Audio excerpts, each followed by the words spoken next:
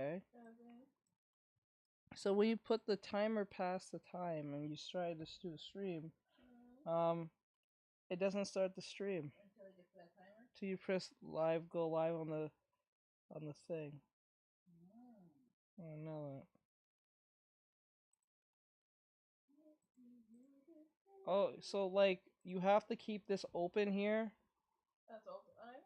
No, just keep it open when you press start stream.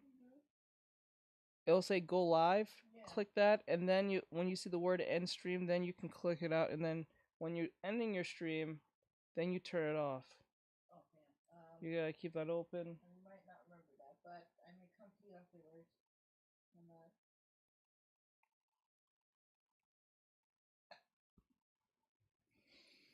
Okay.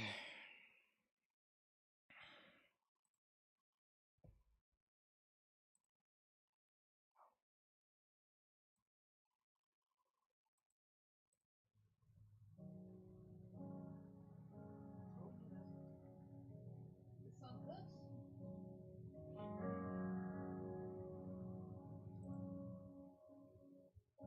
You should give me your factor 75, like. Amen, give it. So to the Nova Shore. Okay. What do you mean? So you should give me your link, your QR code, so we can click on it. Yeah. I feel like that would go against your terms, though, for some reason. I don't think so, because you're sharing a link.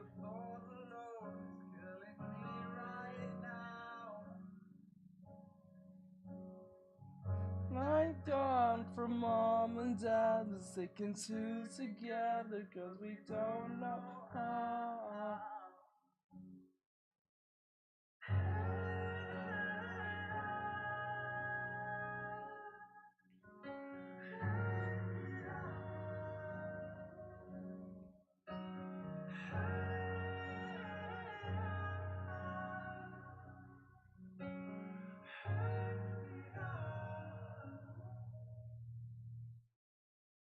Think you got it, oh, you think you got it, just don't get it.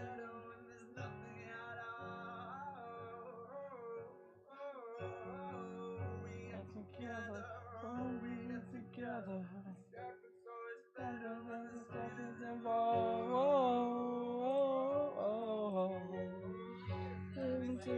Nothing is forever. What? Okay, I'll turn it down. Let me know.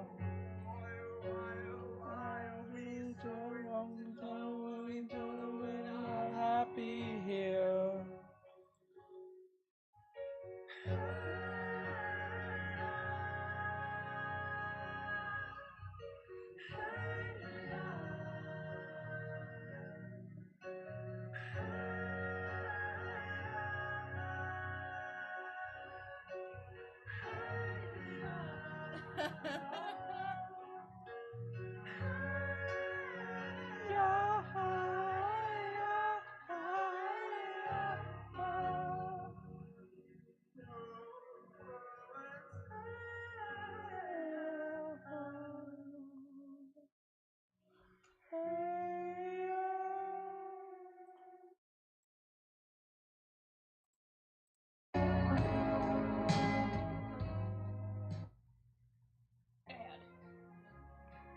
I'm so sick of y'all.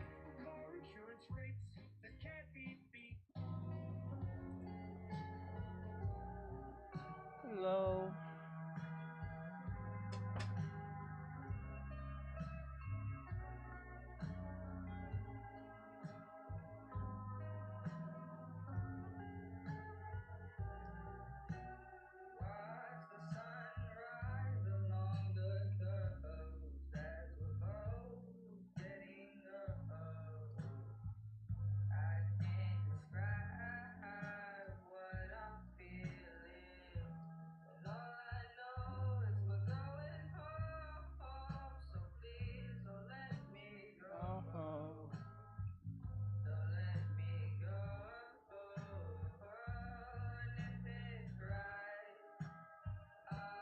Don't care.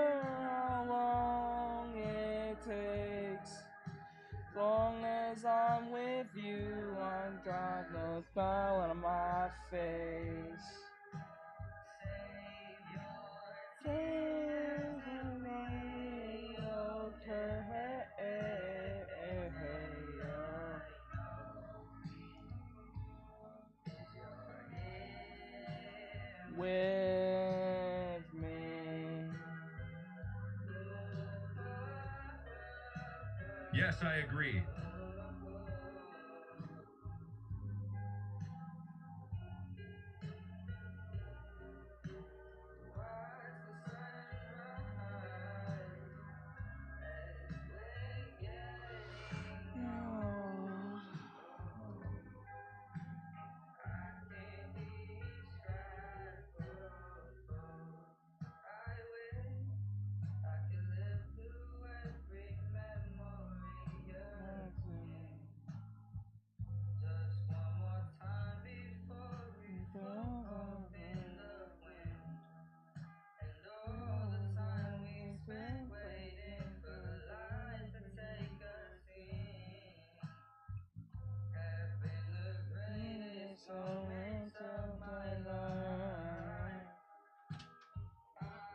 Don't care how long it takes, as long as I'm with you and all the smile on my face.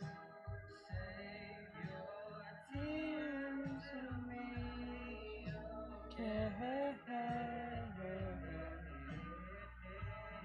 Sari_bot said Sari_bot is here. Sarah will arrive. Stream Elements said Artextric is now live. Streaming art. Draw with me Mondays for a vertical bar. Mondays. Bot Rix official said be a support hero today by using commands like support. Bot Rix said Bot Rix has correctly joined the channel. Beanbag said hello teach. Hello. Libby Betancourt just followed. Hello. Beanbag said make sure you all check out our Discord to stay informed. Yes.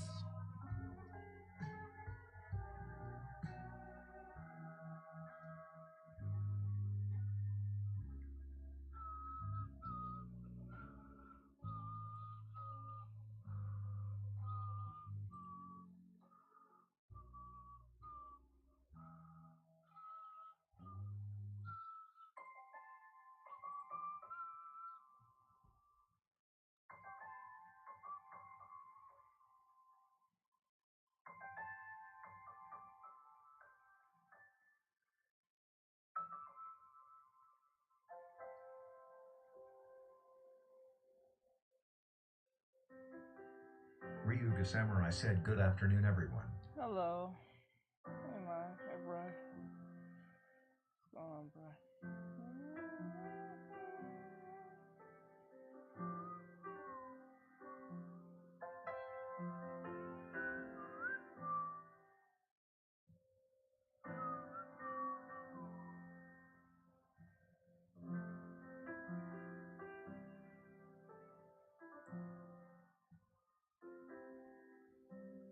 Turn down the lights, turn down the bed, turn down these voices inside my head. He just followed. Yes, I agree. Tell me no lie. Just hold me close. Don't patronise.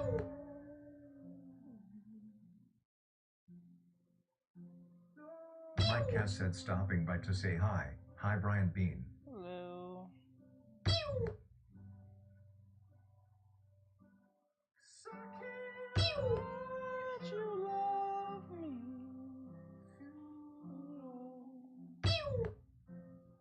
You can't make your heart feel something it won't.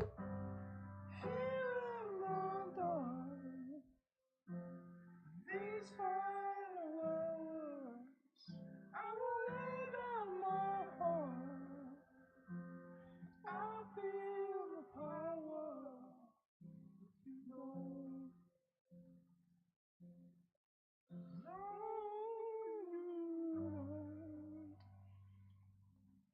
Something like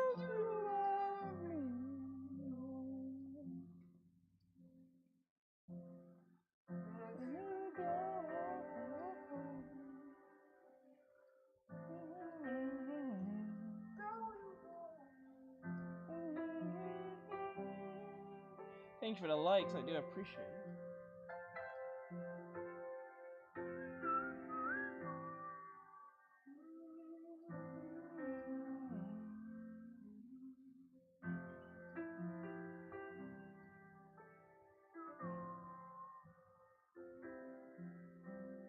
I'll close my eyes and I won't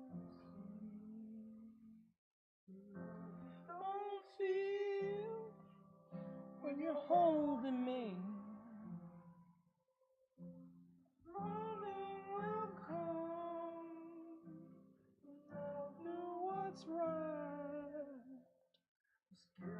Till then, to give up is right.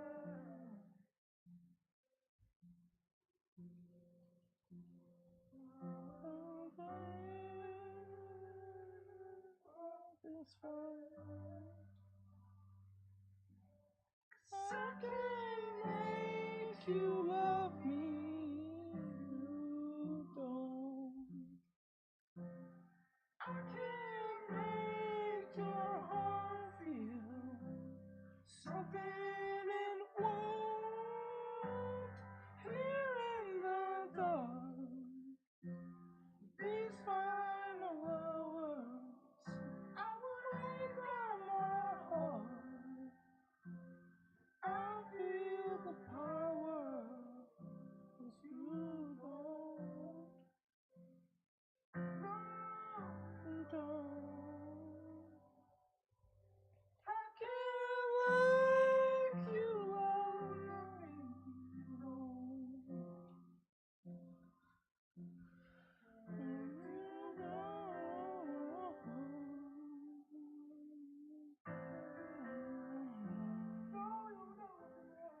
Okay, we're doing a quick warm-up. I'll do warm-ups in a bit. I just want to get this AnimeArt out of the way a little bit. And then we'll jump into the reactions today. I have a bunch of videos we have to do today as I work.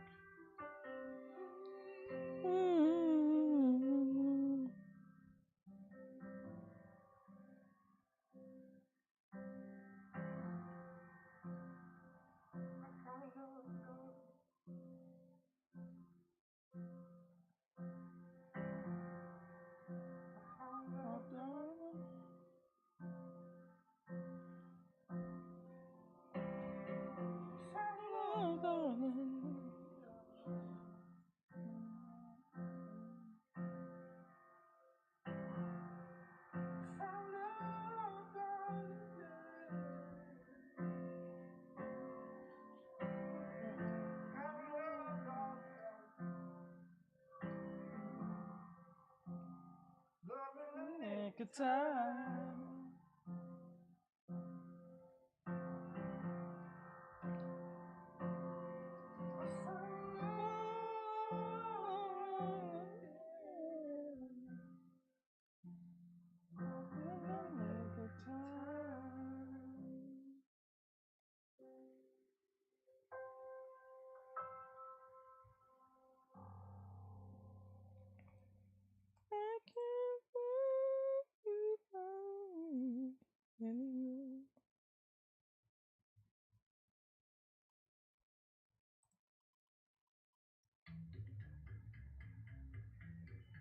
Ryuga Samurai said hi, Mike. Bringing you more new ways to stay than ever before. Hey, Mike. With all new places, Hey, everyone. there's all new experiences to enjoy. Hello, everyone. Today we're going to be doing reactions. For the stay. I'm just trying to get this little AnimeArt out of the way. And then we're going to do some warm-ups while I watch some videos. Some figure draftsman work.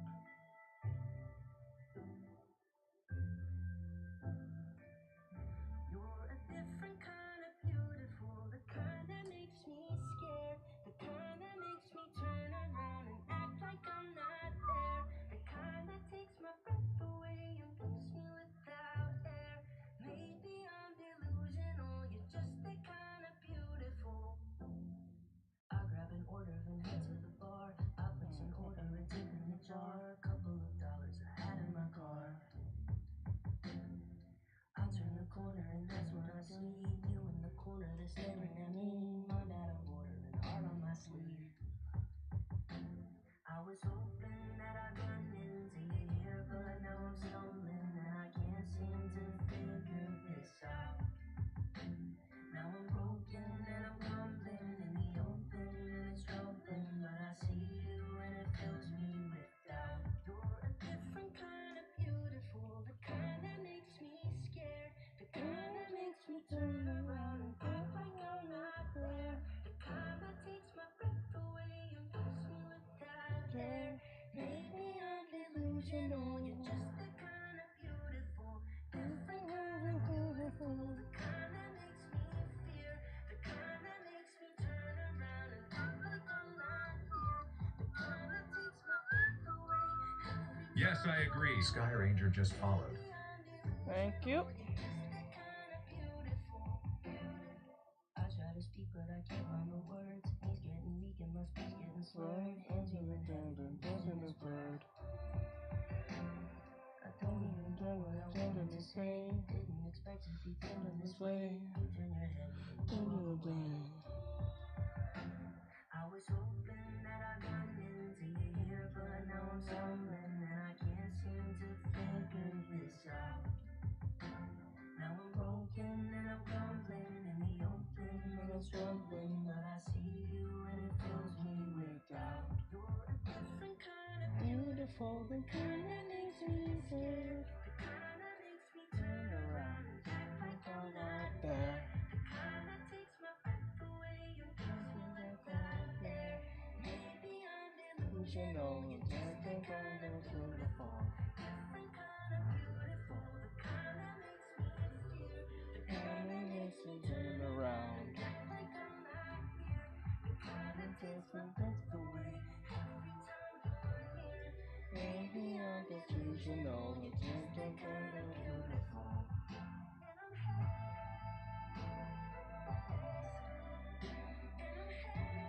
This sounds like a Weekend song, I'm not gonna lie to you.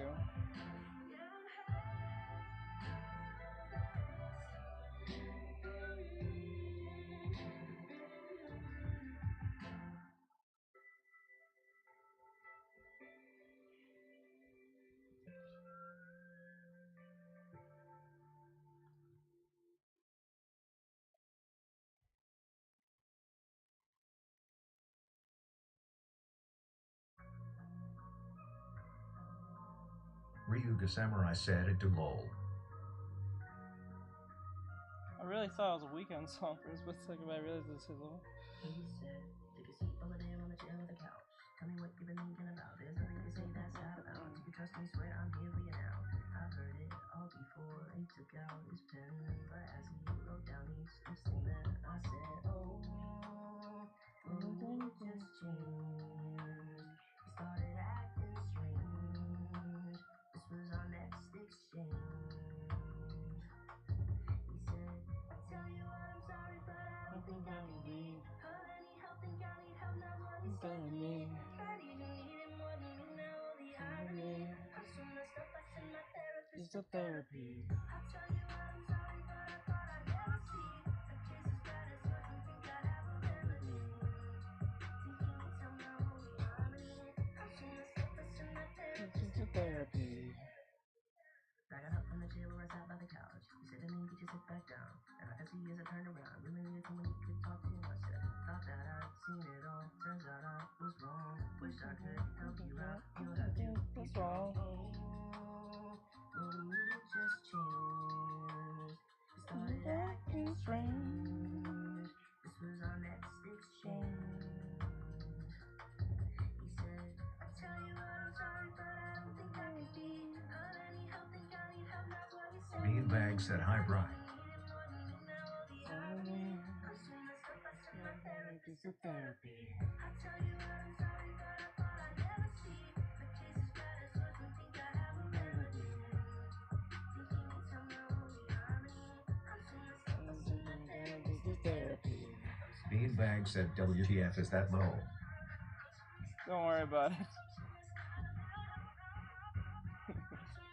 Mike Yep. has said ghost. It's gonna make sense in time. Ryuga Samurai said hi, Bean. I ran into the man from before. right by the exit door. He stopped me to talk, said that he went to go. Beanbag said, hi, hi, Mike. A funny thing happened, and I said, do tell. The story ends. My doctor found the doctor, and his doctor told him. Tell you what, I'm sorry, but I don't think I can leave. Beanbag said, don't worry about it, LNF. It'll make sense. I'll tell you what, I'm sorry, but I thought I'd never see. A kiss as bad as yours would think I have a remedy. Thinking it's your nose, harmony. I'm so messed up, I send my therapist to therapy.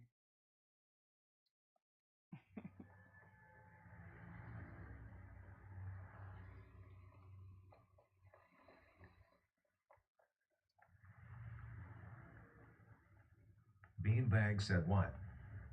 Beanbag said is.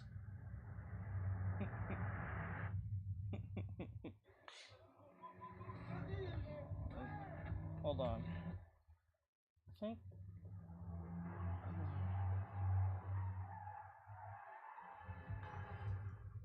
Beanbag said that? Flips table. What? What is that? It's an animal.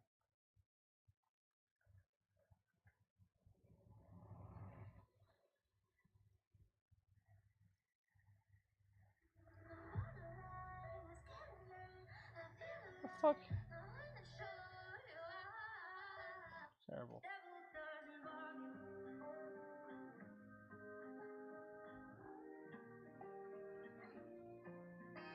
It's useless, don't do this. It's hubris to try. He's ruthless, you knew this. I told you, didn't I? He's abusive, elusive. The truth is he lies. I know you don't want to let go. Just like before, I can see that you're sure you can change him, but I know you won't. Devil doesn't bargain, can only break your heart again. And he's a perfect darling, he's never gonna change.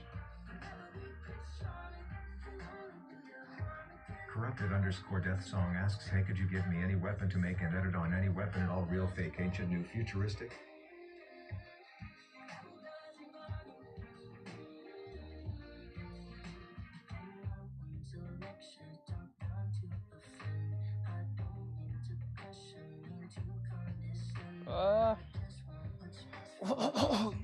Do a futuristic scythe.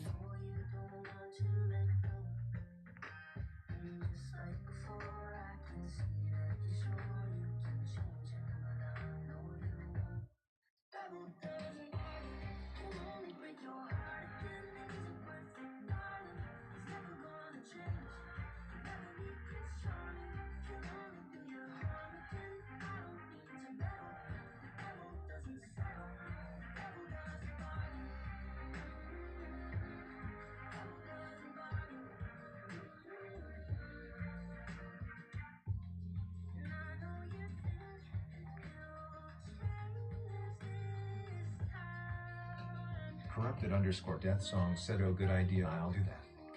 There you go. I hope that works. I hope that works.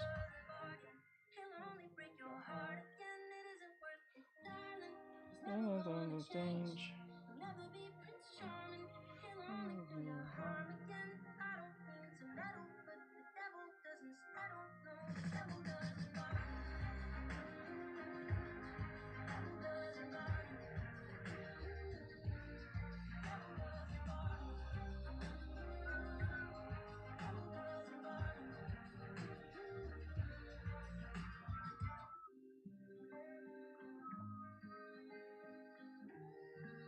Scott Ranger said, what app do you use? Ranger says, what app do you use? Clips do you paint?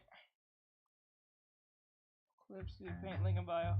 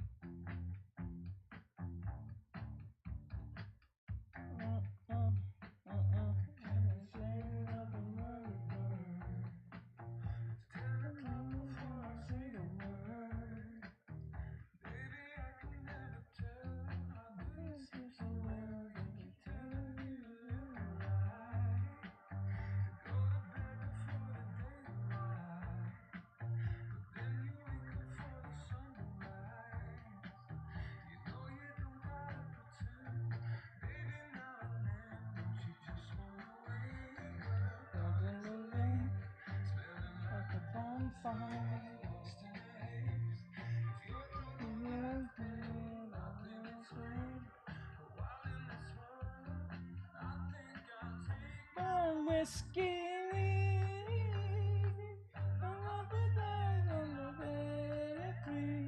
you're too sweet for me.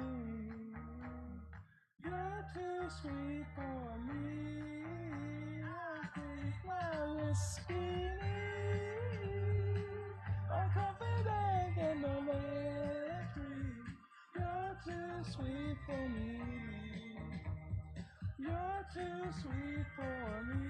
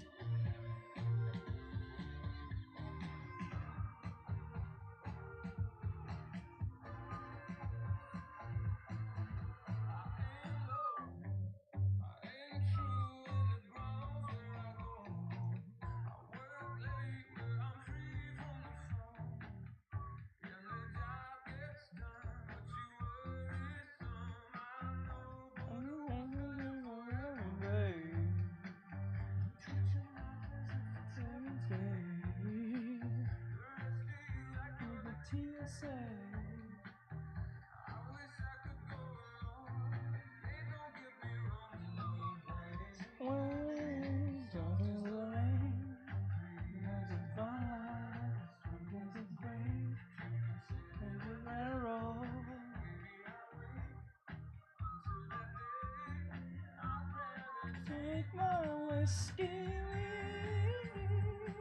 my confidence and my free. You're too sweet for me. You're too sweet for me. I take my whiskey, my confidence and my free. You're too sweet for me. You're too sweet for me.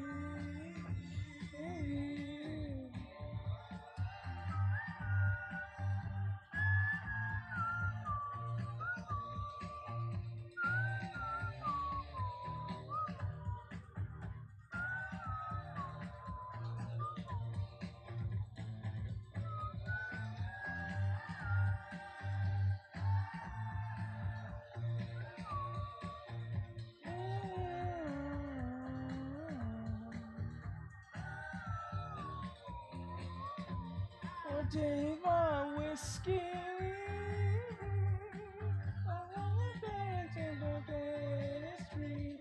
You're too sweet for me. You're too sweet for me.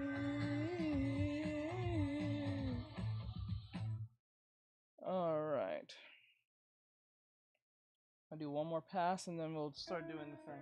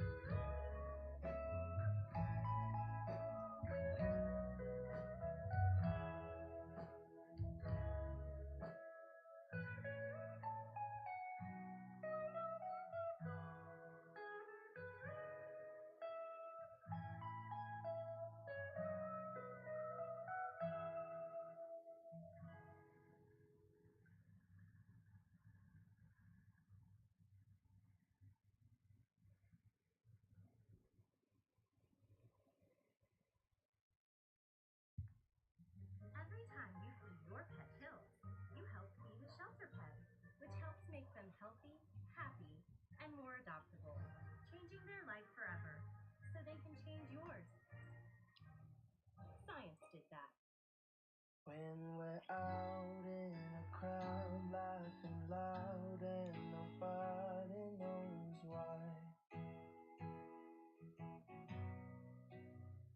When we're lost at a club, getting drunk and you give me that smile. Going home in the back of a car and your hand touches mine. When we're done making love and you look up and give me those eyes. 'Cause all of the small things that you do are what remind me what I felt for you. And when we're apart and I'm missing you, I close my eyes and all I see is you and the small things we do.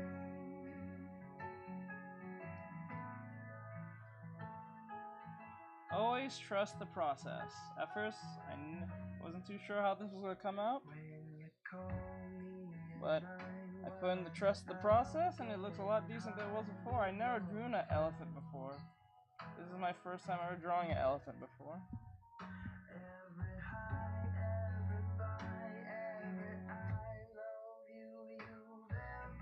First time, never have.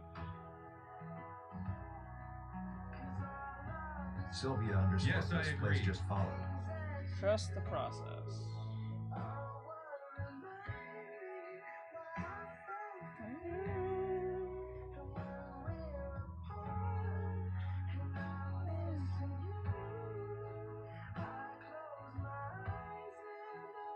Thank you for the follow, I appreciate it. Sylvia.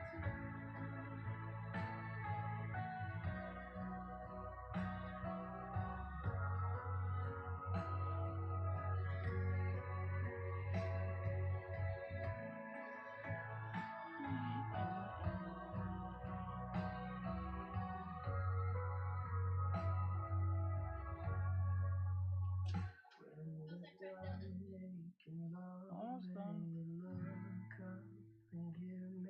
I can't find the combs. I don't know what you do with it. I think it's in the back. I checked there already. Cause all of the small That's why I left it that pink one, so at least got something. Yeah.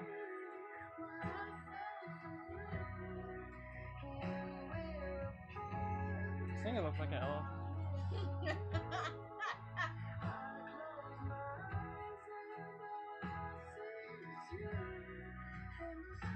Fun fact, his name is Kirby. That's his name? Yeah. Bright Troclo said hi, sis. Bright Troclo says hi, Artextric. Hey, bye. She says, hey. Yes, Just I follow. agree. Yes, I agree.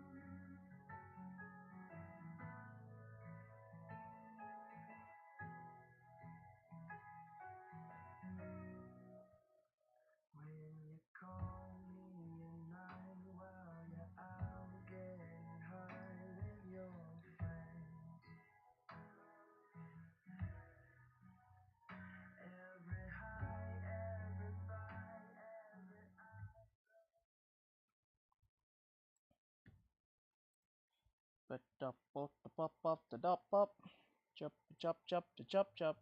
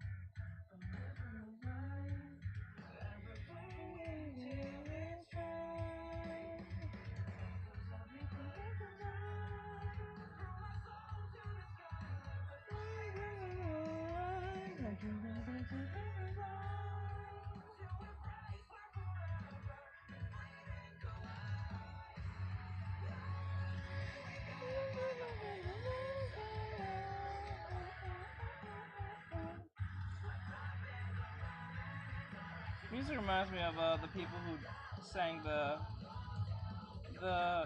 Fire Force song.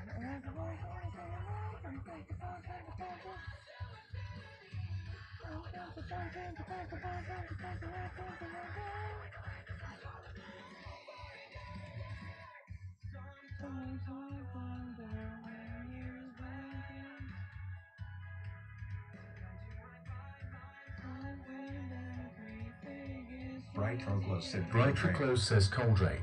Cold Rain, there we go. That reminds me of.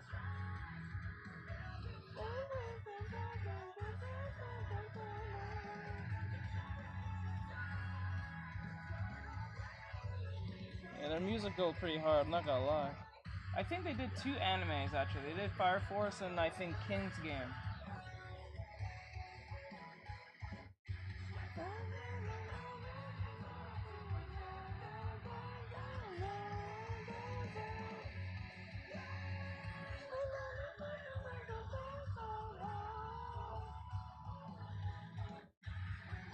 Bright Chocolate says again Ninja Kamui.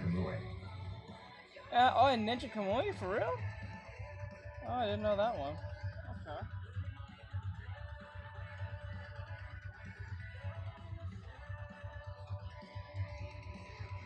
Kamui, I think it's called Kamui, I think. It's pronounced Kamui.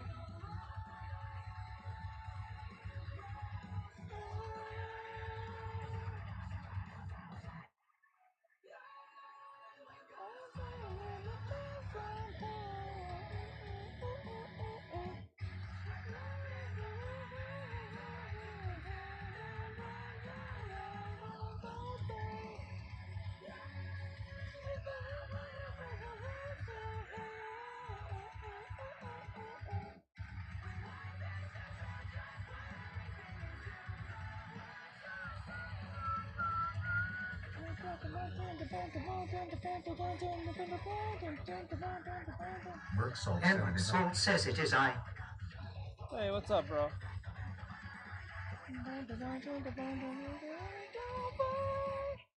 Merc Salt said, hey, Teach. Hey, Mark, what's going on, dude? Oh. How's life treating you, my dude?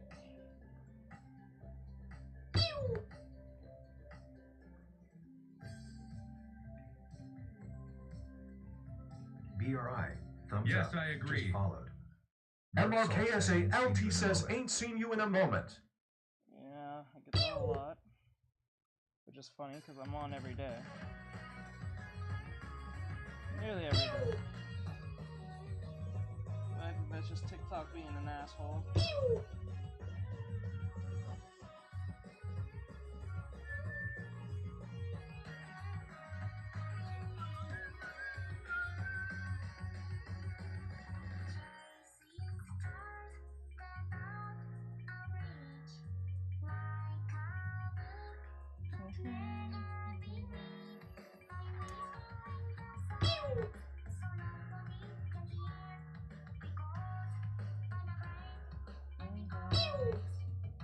Okay, like that.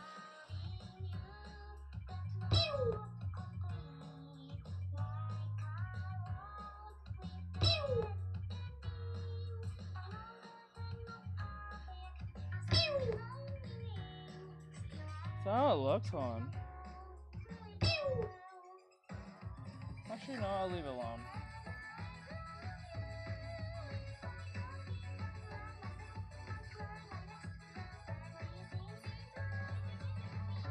BRI. Maribaldi Gmail says hi. Hello. How goes it?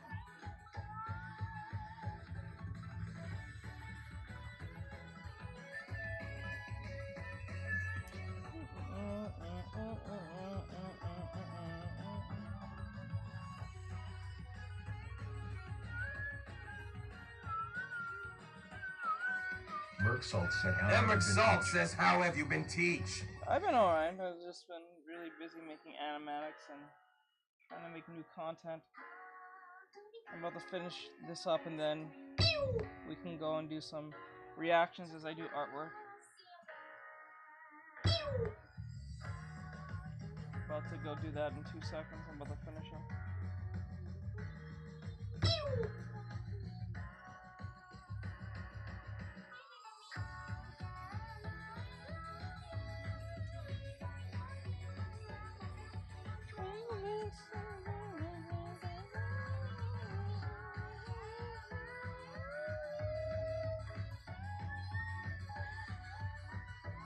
MRK Salt says, I hope you are feeling well though. So much work. See. I know. So much work. But I am doing well.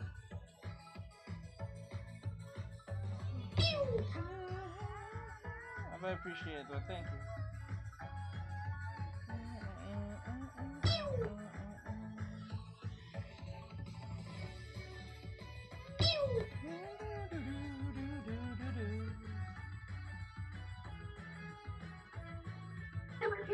Merc Salt said always. This song always sounds like a. This song sounds like a Sonic song.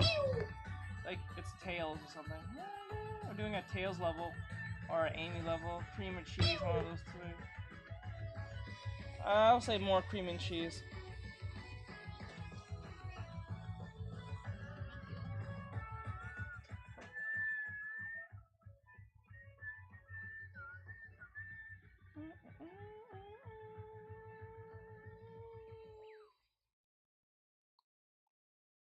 Okay. Now get the eyeball.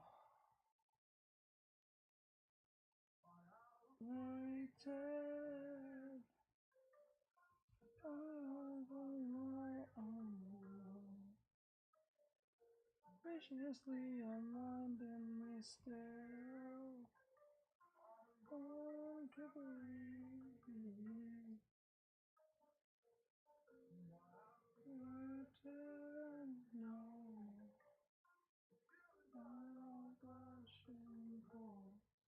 Okay, like that.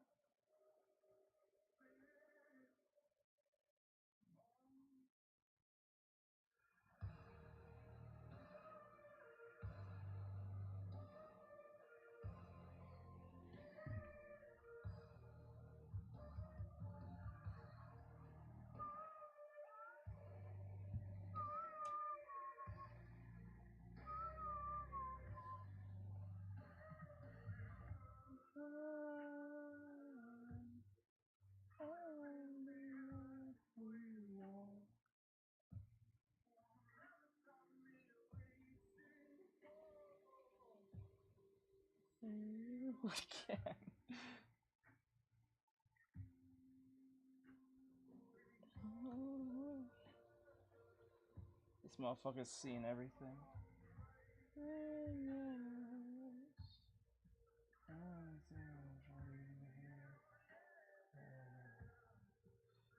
You can see.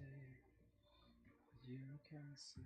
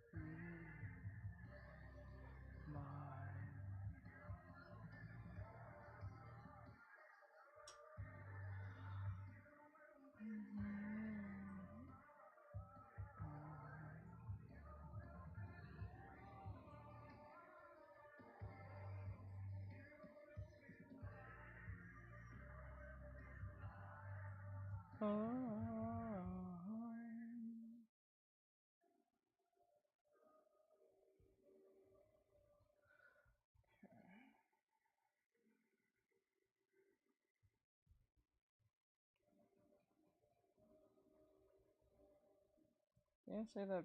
Wait, was it birds?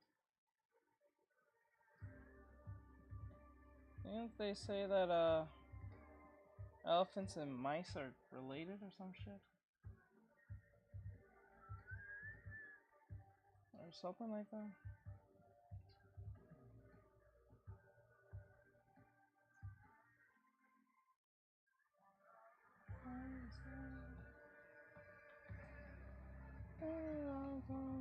Writer Close says that explains Mears Law. Or something. They said that the something like I think it's elephants and something else. I think it's a rat or mouse or something.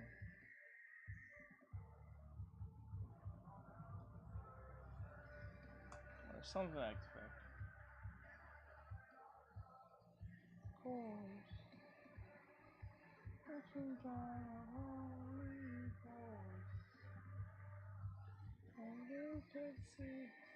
It does explain the ears though. Right.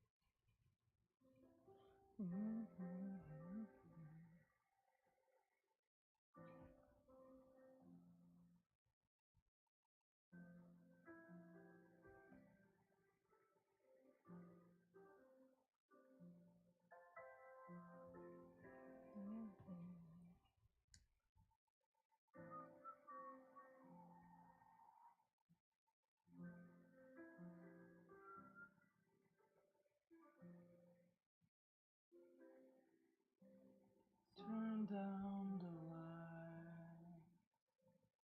Turn down the thing. Turn down these voices inside my head.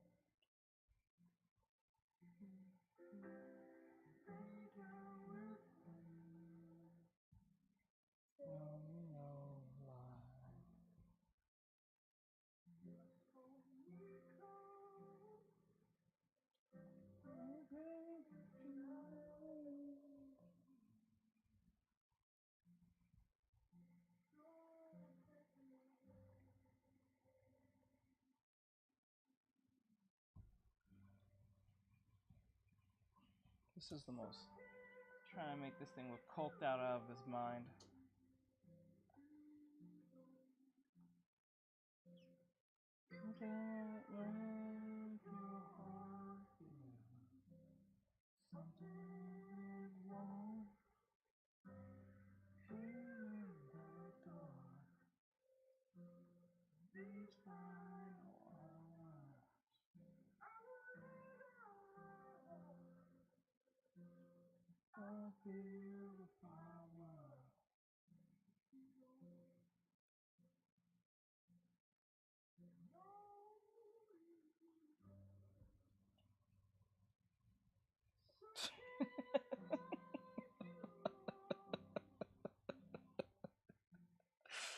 Bro, look how coked out of his fucking mind. Like, what's going on, man? What the fuck is happening, man? It's game over, man. It's game over. Says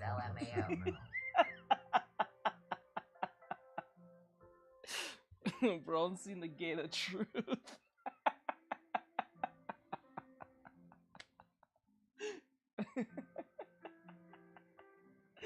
Oh man, he knows the truth. He knows how to use it to make the Philosopher's Stone. Oh shit. This guy knows the truth. You ain't gonna like it.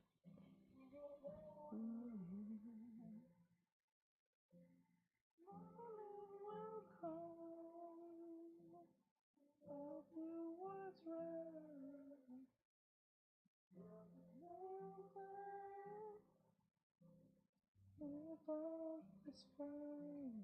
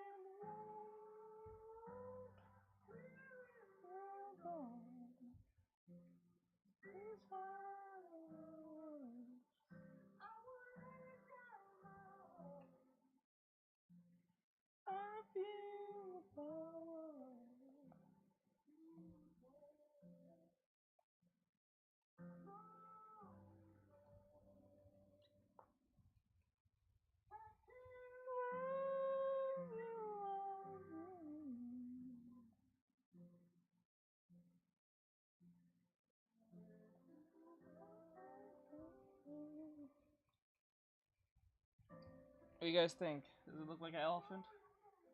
The coked out one?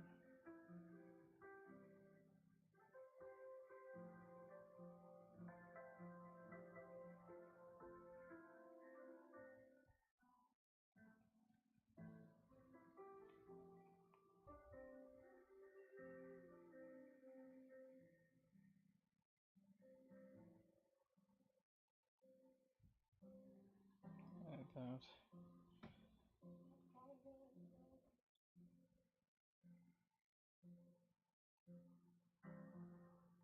Brighter Close says here, Mary Coke, no Pepsi. No Pepsi.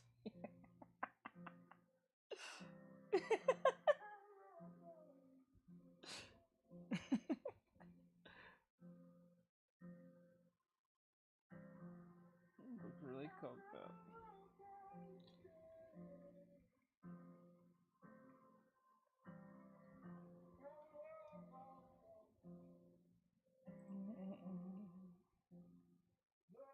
Make a time.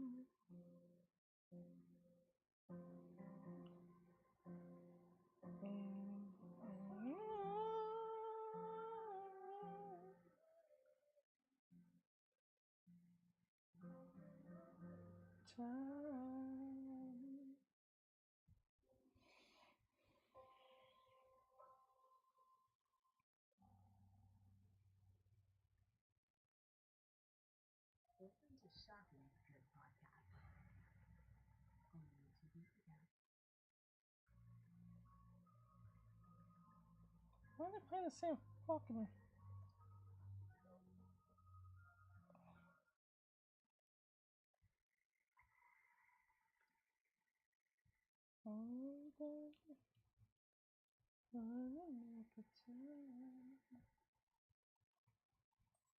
Okay, all I need to do is just go outside and clean it up.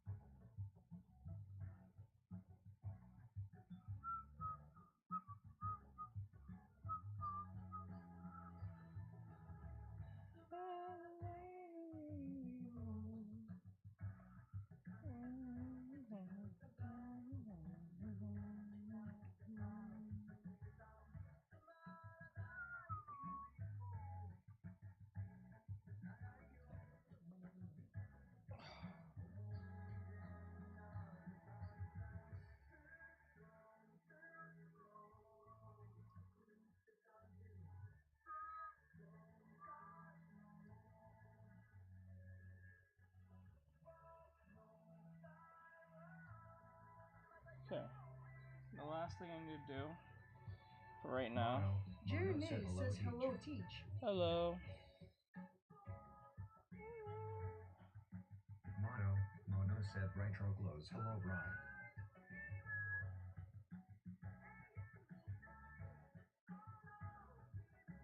Ritrico says at Mono/Hi Mono. Mono said if it's a cute elephant. It's a coked out one. For good reason. Oh, you try to be nice on that? This thing look wild.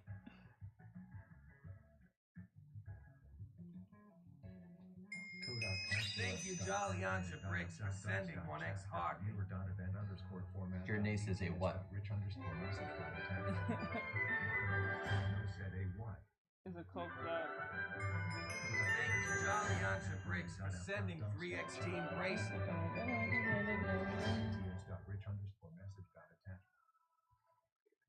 Yeah, this one's a coked out elephant. For good reason. Oh, there's no really good reason for anything to be coked out, but it'll make sense. So that's not an elephant. Oh, it is. It's just one that's seen the gate of truth, per se. It's gonna make sense once I get the animatic out. Like, it's gonna be like, what the hell?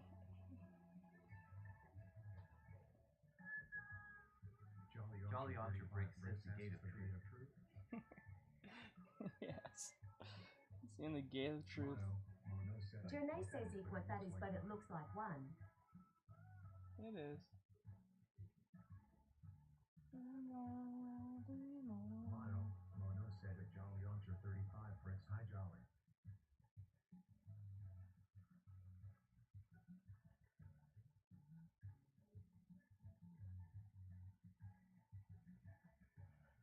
Okay, like that. Jolly Anja Bricks says hi, Mono. Okay. Okay,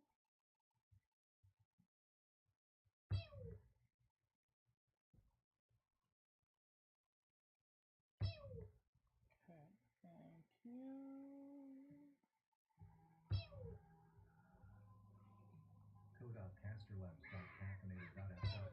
I'm a dinosaur.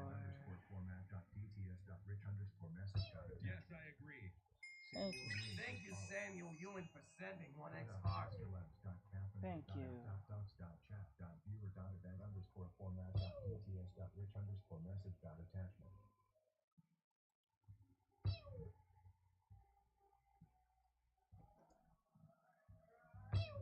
Sammy B says, how have y'all been? Alright, just been doing a thing and making this animatic for future work.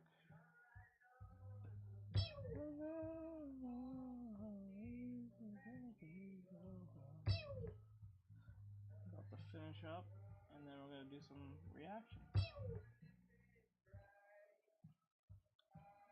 Don't care. Oh snap! I did it. Didn't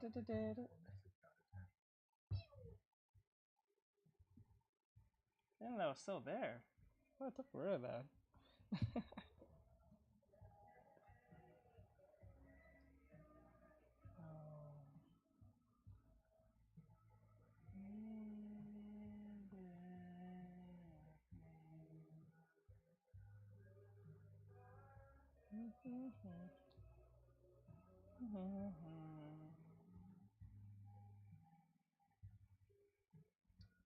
Okay, there we go.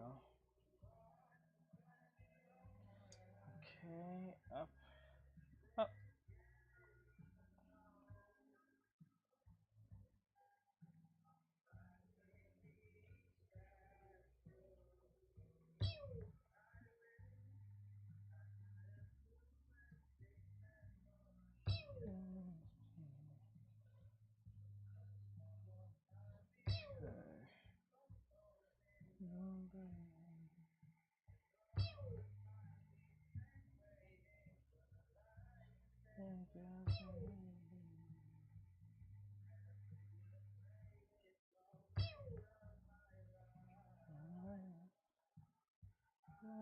don't care how long it takes. Long as I'm with you, I got a smile on my face.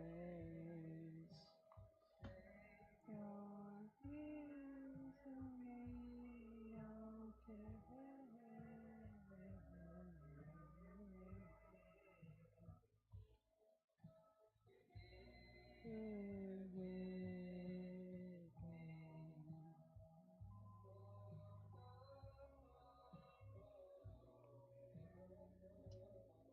okay, there we go. Journey says, I started practicing the box method instead of relying on molding one. Alright, so how's the box one? Because remember, the box one is a lot more focus on accuracy. Remember that. So you have to be a little more accurate than usual compared to the box method. The molding method is just literally whittling down to the point that the lines get better, and then you can thicken the areas that you need. 9 times out of 10.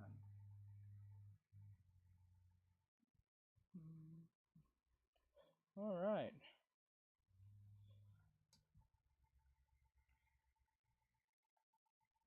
Oops. Okay.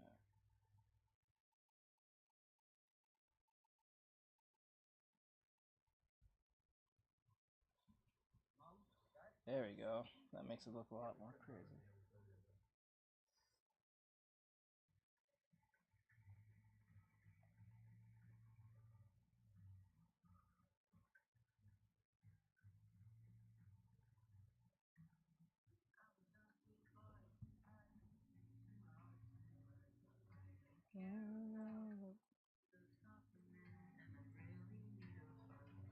Now it looks coked out. Stupid. Ugly.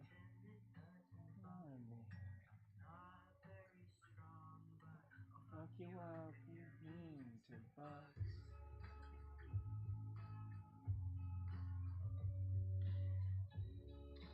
There we go. That looks like a coked out elephant.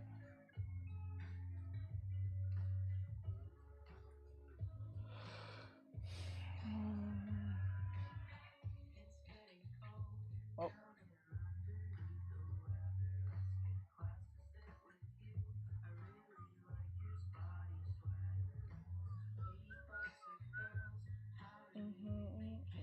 Together. Falling Night Violet asks, hi Tech, how are you? Hello. That'll be me. Oh, thanks to me. Oh, thanks to I'm sorry.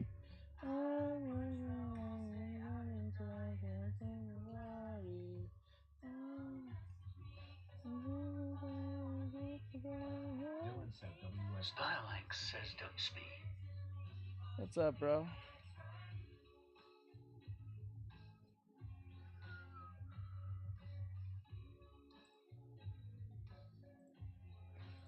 Mono said, okay, my messages aren't getting sent again.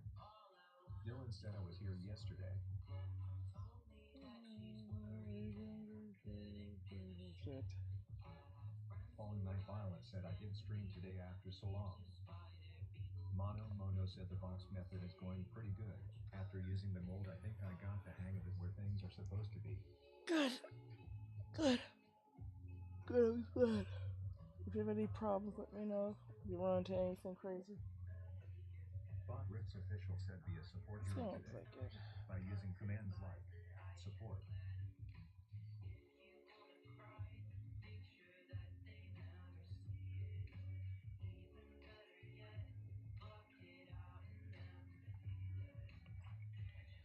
This part right here. Now, being big. Oh, thanks to me. I'm a big boy. I'm like very scary. Violet said aim to a cutie when you yawn keeps usage of poorly good. Wait, what? Yeah.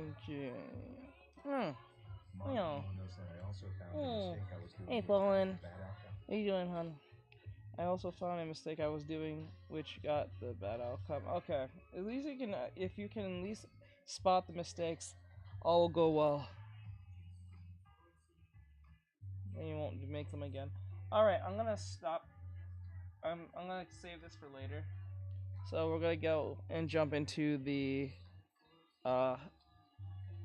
reactions now. We're gonna start with the anti-woke stuff, and then we're gonna do the anime. We'll do the we'll do the anti-woke stuff. We'll do the art stuff, and then we'll do the anime stuff last, and finish off the day. We got a few videos here and there. We have about 1, 2, 3, 4 anti-woke videos. We have 1, 2, 3, 4, 5, 6. I think 6 art ones, and then we have 2. We're supposed to have 3.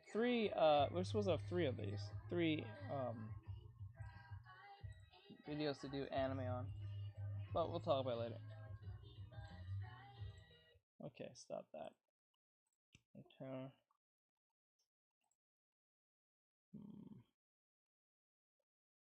Yeah, while I'm working on this, hopefully I'll finish this off while we're doing some reactions. Now I'm going to switch the sound to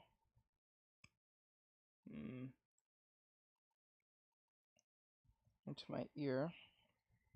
For those who are on Twitter, TikTok. For those who are on TikTok, you won't be able to hear it because TikTok is a pussy. I'm not gonna lie; they get really upset when I talk about stuff. So, if you guys want to hear what I have to say or watch the thing I'm going to react to based on whatever subject it is, you come over here on YouTube or Twitch and all that great stuff. So.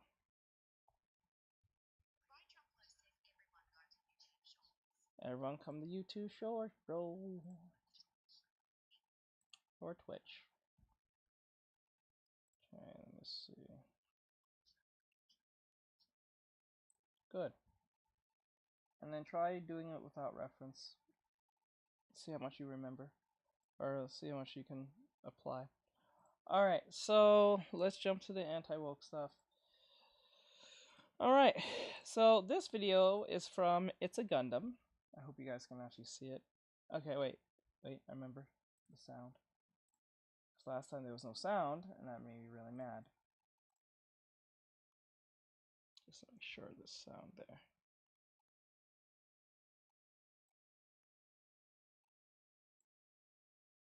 Okay, so this is from, wait, let me play it, just to make sure everything's in check, but before I do anything, just like.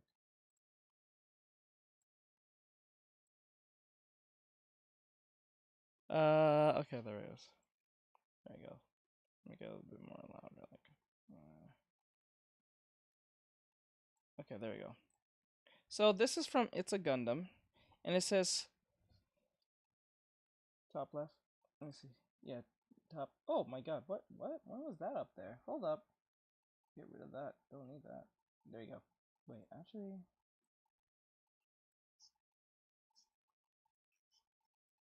okay, Mono,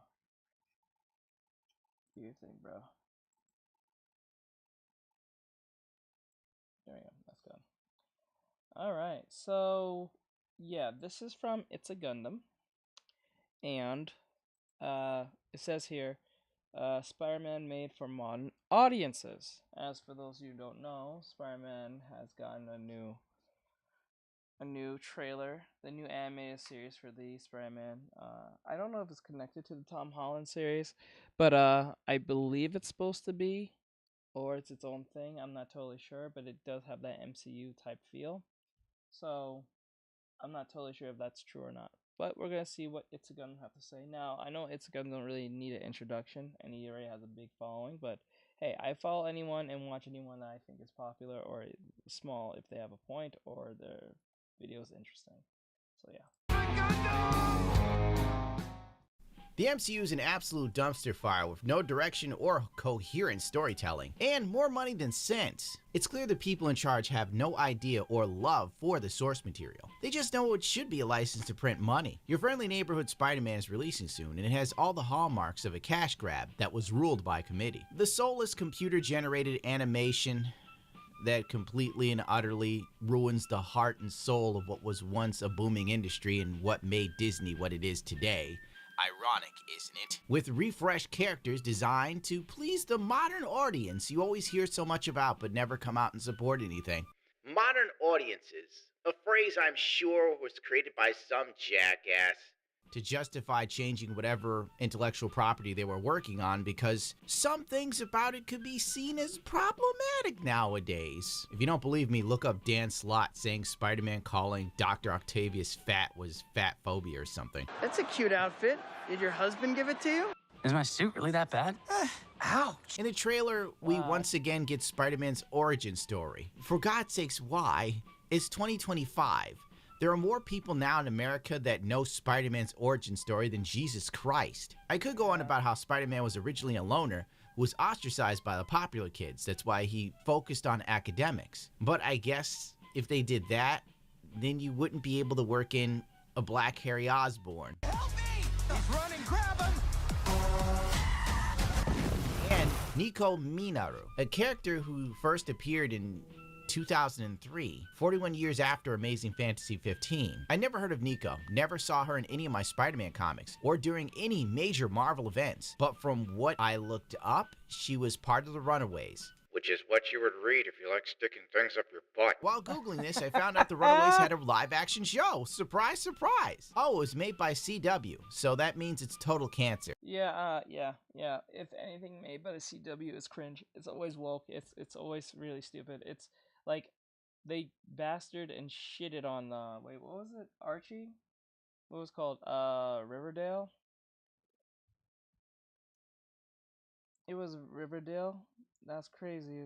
Like, when I watched that, like, when my girlfriend forced me, well, not forced me, but she convinced me to watch Riverdale with her at first, because I was not, like, a big Archie person. She wanted to give it a try, so I watched it with her the first seasons. The first few seasons wasn't that bad. It actually wasn't that bad. When season 3 came in after the whole Dungeon Master thing, the whole D&D nonsense, oh my god.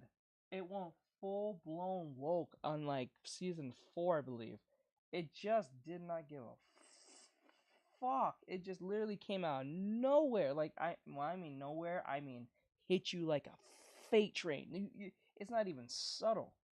As soon as season 4 came in, oh my god, the things that they was talking about, mentioning the buzzwords, the modern audience talk, oh my god, bro, it was insane. I could not do it. I was like, what is this shit? Why is characters saying things that they wouldn't normally say? And even if they would say this, why does it feel so fucking forced? Why does it feel so damn forced? Like, I'm being, like, waterboarded over stupid shit that makes no sense. Like, it doesn't make sense, bro. Looks like all your kids have a... Always remember. Truck-kun. I know about Truck-kun. I never read the manga. I know there's a manga on it. It's kind of funny. I would give it a try. I think it was supposed to be an anime, but I don't know how true that was. Yeah, but, like, anything made by the CW is usually extremely woke or extremely subpar. So if it's not really woke, it's really subpar because the writing's kind of shit. It's just like I'm dead serious, guys. If you watch season 1, it's not that bad. Season 1, 2, and 3 is not that bad. I think at season 4 or 5, I believe, I can't remember the top of my head, but season 4, I believe, oh my god, it literally smacks you across the face with a sledgehammer. Like, smashes your head over with terms, modern audience's terms, phobic, bigoted stuff, all that stuff, everything you could probably think of that you hear in the gaming industry is in that fucking show. Gender ideology, everything that you could probably think of, sexual ideology, it's fucking crazy. It's like, it's not even Archie anymore. It was literally a skin suit. Like, it became a skin suit. Like, as soon as you know something has changed. Like, there was a writing problem. I think it happened right after the dude who passed away within the show, and I mean the actor, not the character. The actor who passed away, I forgot his name.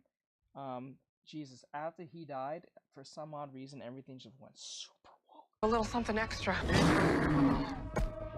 Putting women, like, they had, like, there was one, I think the number one thing that went super woke that told me it was even ultimately woke is when, for some odd reason, in the show, they convinced the school that Archie and his friends go to allow a girl to be part of the boys' football team.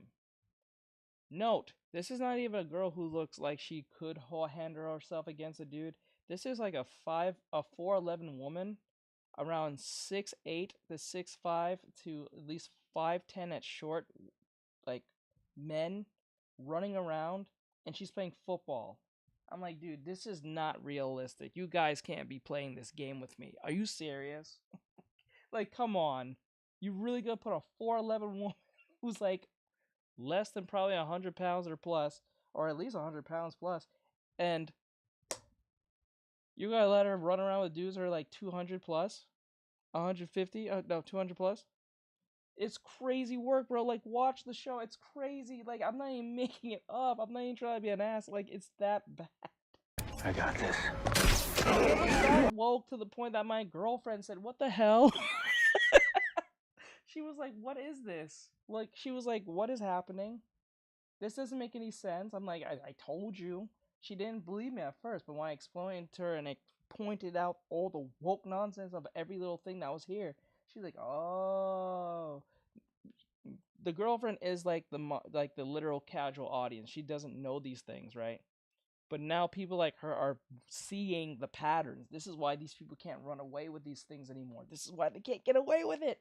They can't anymore. This is why the gaming industry is blowing up. But then again, this is why the gaming industry will flourish, given that the pattern recognition is happening now, and they can't get away from it now. That's why Disney is fucking up. They can't make any movie they want because they can't just like shoehorn it on you. Because the casual dummy audience that they put too much insurance in, what they do? They got a little smarter, and then they're like, "Oh snap! I can see this is kind of woke. I ain't fucking with this. I'm not gonna put my money to this, telling me how to think, how to feel, how it's preaching to me all goddamn day. If I want to be preached to, I'll go to damn church. I'm not doing this." I can help her.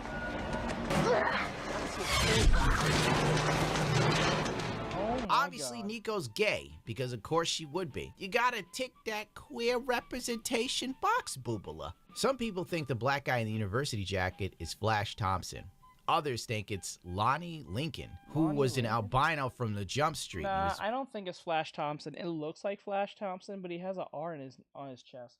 But again, it could be for representation of the school. But like, I don't think that's Flash Thompson, because Flash was a bully to Peter, unless they change it and make him to like his friend, his football friend, like they did in the movie with like Harry, who was kind of, I think he was on the sports team, or I think he was in the first Sam Raimi's movie. If I remember right, he looked out for Peter and protected him from not getting like bullied by other people. So this probably might be Flash, but then again, I don't think so, because Flash was ultimately known as like Peter's like bully. So they're not gonna write a black guy in this modern time to be a bully to a white guy. It's just gonna make him look bad, and the representation problem. So I don't think the black guy here is going to be that, as they say. Picked on as a kid. By the way, that's Tombstone. He never went to school with Peter Parker. It would make more sense if this is Randy Roberts. Whatever, I don't care. Screw it, let's move on. It don't matter. None of this matters. The trailer has the obligatory rap music that's in every trailer, even if the movie is set in goddamn ancient Greece. Osborn is also black, obviously. And he finds out that Peter Parker is Spider-Man very quickly, and he gives Spider-Man the Future Foundation suit. Like, bro, what is this? It's a mess, and I'm already done. It has to be a different universe. Originally announced the prequel of the MCU Spider-Man movie starring Tom Holland. Yeah, that's just what I want to see. The series instead branches off into an alternate timeline. Oh, another alternate timeline off of an alternate timeline already. Awesome. Yeah, that's what they do. This is why I hate the idea of alternate timelines and multiverses, because it just makes an excuse for other people to like rip off from other people's work 9 times out of 10, and just kind of fuck it up for everyone else, especially if you're not a hardcore Marvel fan or DC fan or some type of fan of the show. Like, whenever they do this, it's just an excuse for writers to get away for what they want to write. And I get it. I understand why they do this, because the same writer's not gonna be around forever. I get that, but like, there's no sense of like originality. 9 times out of 10, it's usually just I'm copying and pasting what your work is, but just hoping that mine is better than yours. And if anyone says anything of the sort, you're a hater, and you just don't understand my creativity, my creative art vision, artistic vision. That was it. Where the freshman Spider-Man is mentored by Norman Osborn. As a Spider-Man fan, this right here is retarded, but whatever. Rather than Tony Stark and Iron Man, in the just-released trailer, Spider-Man wears a homemade suit inspired by 2017 Spider-Man Homecoming, and has been battling lesser-known Spider-Man villains like Scorcher and the Speedster. Speed Demon, what? I don't care. Deuces. Parker out. And he's getting an Oscorp suit. It is what it is. It's a mind-numbing thing. It's like Batman being mentored by the Joker, bro. I can't wrap my mind around it as a fan. It's just too stupid to be living. But that basically explains why it's all over the place. And frankly, if they stuck to the lore of the original Spider-Man, A brown sugar...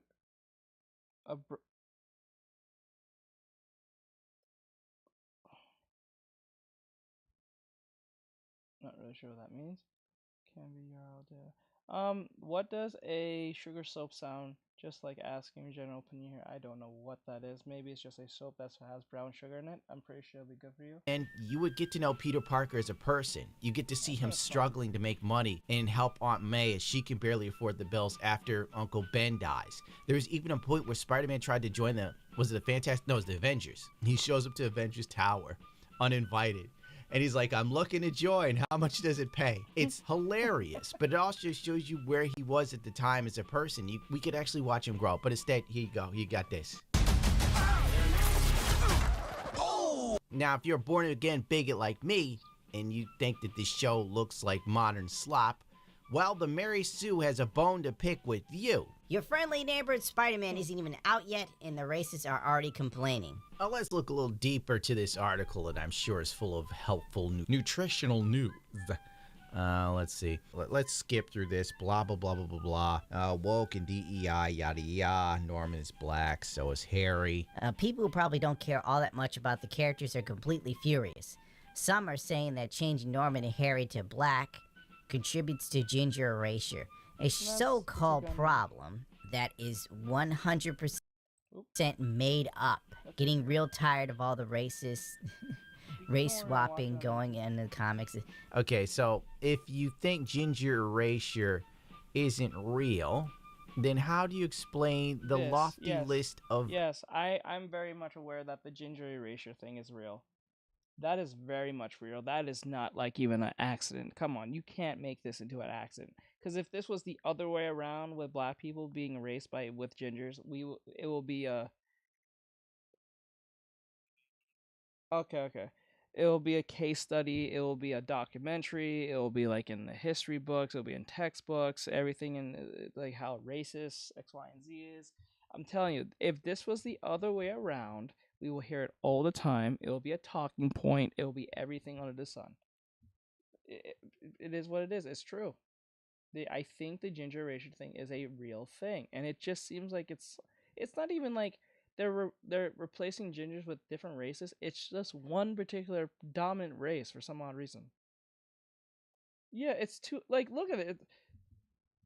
There's pictures of this. This is wild. Hello. Characters that were once red-headed white women or men becoming black. And we're sitting here and pretending that that's not the case. Do not trust your eyes will lie to you. Only trust the media.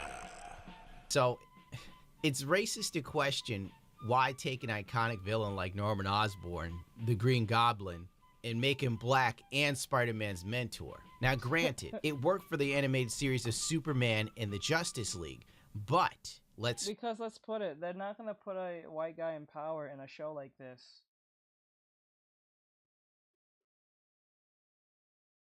Dude, stop asking me that. Stop asking me that. Do not ask me that again. I'm not doing that. Either if you pay me or not. If you're not gonna pay me, please don't ask me that again, please. Anyway, the point is like, it's like this. They're not gonna let a white guy just have power and give Peter mentorship because it's giving the white guy power to a certain degree. So if they give it to the black guy, it's gonna be like it's different in their head.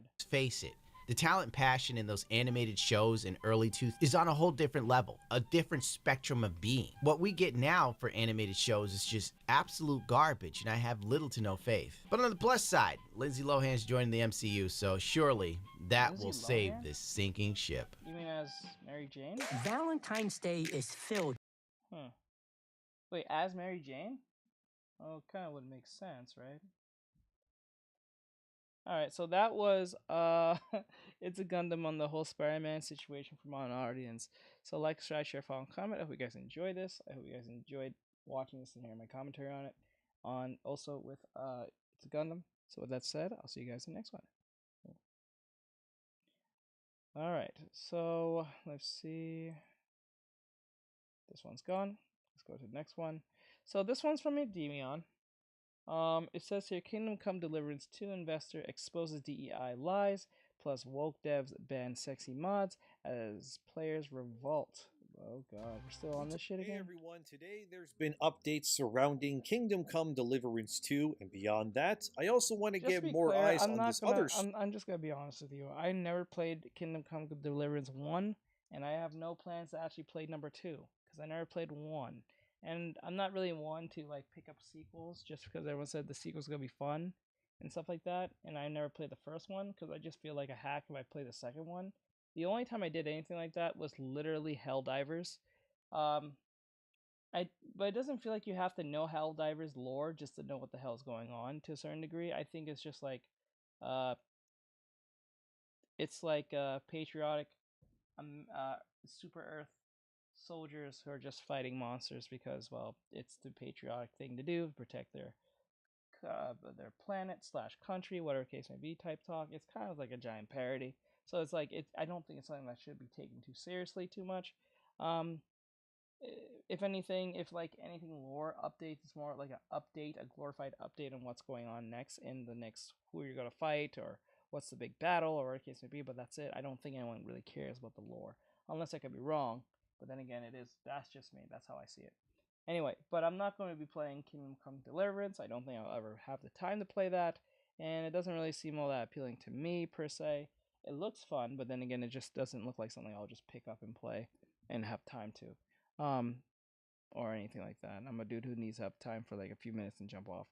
So let's hope that this game does do well. But then again, I'm hearing that it might be kind of woke. So let's see. Story surrounding the modding situation with a certain other game and much more. It's a lot, let's get into it. Firstly, Kingdom Come 2 has had some development since I last reported on it. It is now being reported by people like Pirate Nation that Kingdom Come 2 has indeed been banned in Saudi Arabia. Seen here, the game is not eligible for purchase in that region if your PlayStation account is set to it. No confirmation yet outside of PlayStation, but from what I can tell on PC and Xbox, at least so far, it's still available there regardless. If this does change in the coming days, I'll let you guys know, but the claims that the game was not banned anywhere, well, it has been to a degree. Secondly, since all the backlash surrounding Kingdom Come has now happened, the game has been jumping all over the charts on Steam in terms of its sales. At one point, it was somewhere in the mid-20s on Steam's top seller list. Currently, as I checked this morning, the game is now sitting at number 17 on Steam's bestseller list, and if you go check now, it may be somewhere else too. Of course, this doesn't include places like PlayStation sales or anything like that, but it is interesting how the game is bouncing around the list so violently. It is still sitting at an overall bestseller list of around 11 out of the top 100 games right now. It was previously at number 10, but yeah, it moved down a single position. Has the backlash hurt the game? Hard to say. The game still has a week and a half to go before release as this video comes out. So I would wager as reviews come out, which I do expect to be at least positive across the board, it will make the game more popular, of course, prior to release. Again, for the record, I don't hate Kingdom Come 2, I don't want people to boycott it, I'm just giving you guys the info. But I am very critical of how Warhorse has gone about dealing with players and their communication between them. Don't just take classes, take charge.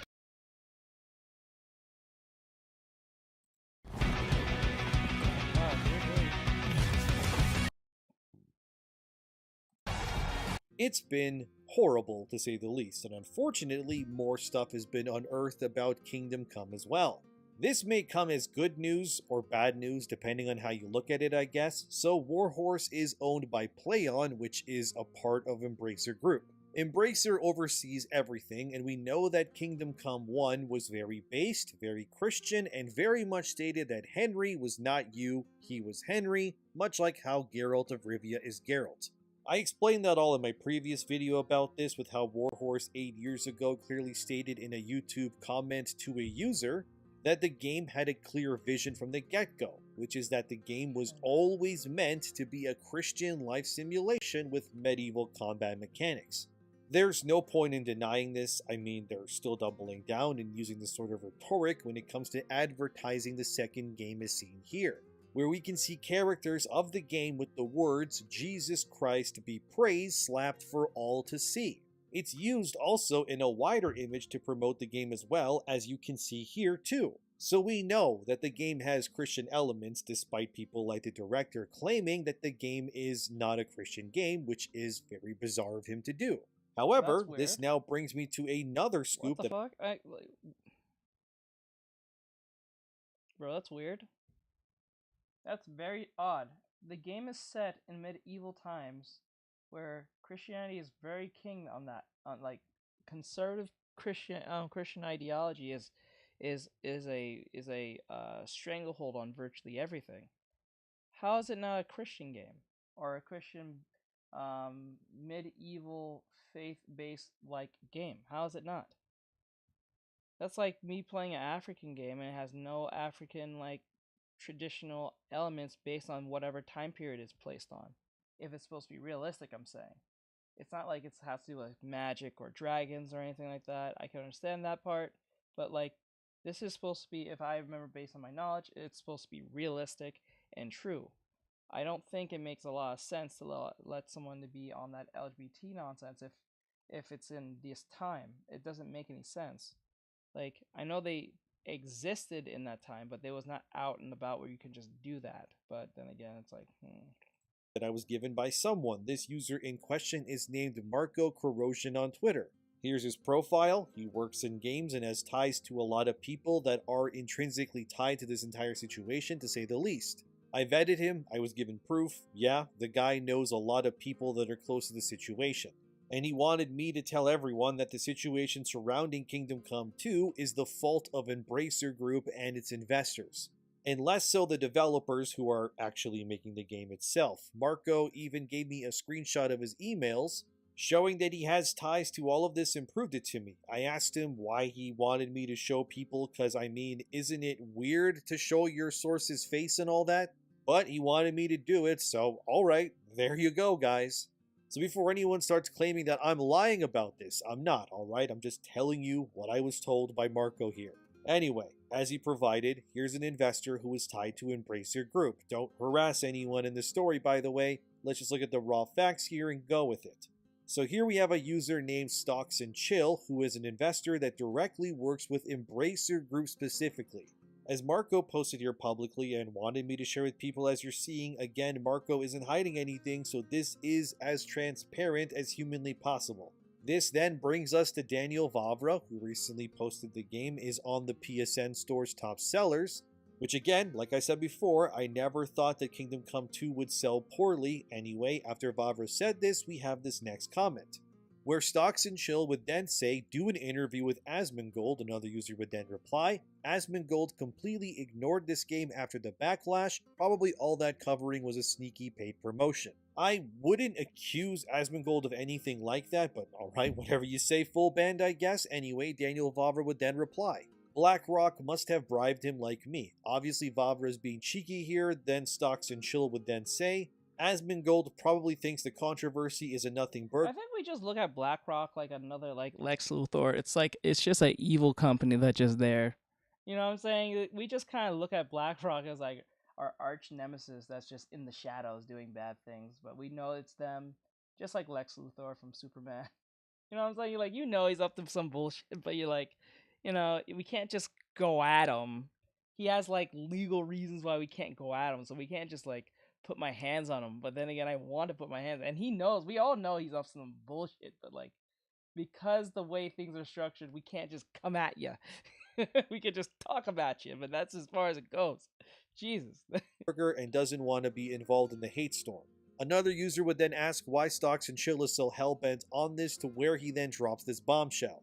I'm actually one of the investors who told Warhorse to make the game more gay. It will appeal more to the younger audience. No, it will not. There it is, dear viewers. The mask falls off, and now we got a clear gotcha hook, line, and sinker for everyone to see. I checked this Stocks and Chills person's friends list, and all he follows is Embracer people pretty much, and they follow him back. The guy is open about this all, and has now confirmed what was originally being said to not be true.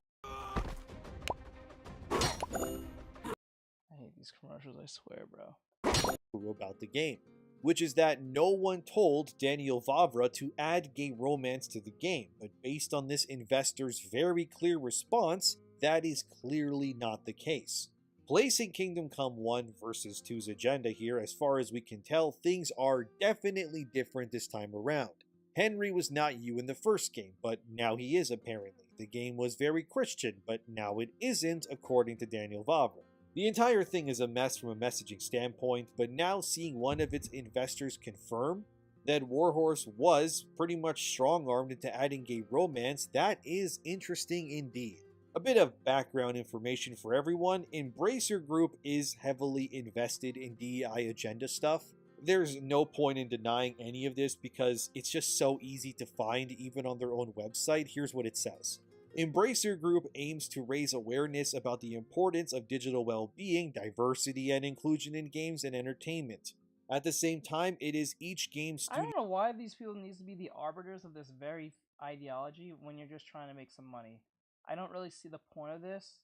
It just seems like it's just a net negative majority of the time. Why do you do this? What is the goal? Is there some like spiritual goal for this or something? Studio's responsibility to implement those perspectives. It can't be money. It just can't be money. It can't be. This is a ideology problem. This is a spiritual battle type nonsense. Into their creative development. It goes Creating brilliant games and entertainment is a top priority for us. Embracer Group wants to develop games and entertainment for everyone, regardless of background, gender, age, or ability. To achieve this, it is important for us to promote diversity and inclusion in our games and take responsibility for good behavior in our games, gaming communities, forums, and other platforms where our games are played and discussed. To ensure that we hold high standards for responsible marketing, all our marketing is based on our values and complies with relevant laws and regulations. So when the director of Kingdom Come says nobody forced him to put anything in his game, like gay romance for example, but then the company that owns Warhorse in its entirety quite literally says at the same time it is each game studio's responsibility to implement those perspectives into their creative development, which is just corporate speak for we are not asking our devs, we are telling them that it is mandatory to include stuff like DEI into our games no matter what. You know it to be true. Again, there's no point in denying it, Warhorse or anyone else. And when you combine this with the fact that one investor straight up just said that they pushed to make Kingdom Come 2 gayer on purpose to appease to younger audiences, which if you ask me, that makes no sense because the game is rated M for mature. Because that's a small percentage of that. I'm not even gonna lie to you. That is a small percentage of that. And is not meant for younger audiences. Well, as they say, that's what's been said has now been said. As you can see here, yeah, Kingdom Come 2 is advertised at Embracer, so based on these things, I think it would be safe to assume and confirm that, yeah, Warhorse was probably strong-armed by their investors and their owners to add the gay romance options. Again, either way, I'll review the game to comb it over when it releases, but I don't appreciate it when devs just lie about these things when it's so easy to prove them wrong otherwise. I would assume that Daniel Vavra had his hands tied and was likely forced to do this, but either way, I'm not going to make any excuses for them. I'm not going to defend them on this one because it's so obvious what they're saying versus what is real is two very different things here. A user also asked a dev if the gay character in the game that Henry could romance with could be ended, and here was the response. I'll go as far and tell you that this character is at least important enough for the plot that it will not be possible to kill him. because the player cannot kill plot-relevant characters. It also has to be a plot-relevant character because the process leading to the scene is spread over multiple parts of the story. Fail one part and you'll miss the scene. So, this gay character is prominent enough that they are unkillable and are a part of the main story confirmed. Again, I don't personally have a problem with gay characters as long as they're done right. As always, go see Dion in Final Fantasy XVI for how to do it very well. But as a guy who gives you all the info you need when it comes to games, I thought I would make this evidently known. So there you go. Now you know. Do what you will with this information. But then we also have Minimal Effort Gaming, who recently got more info as I was making this video when it comes to the whole Saudi Arabia ban.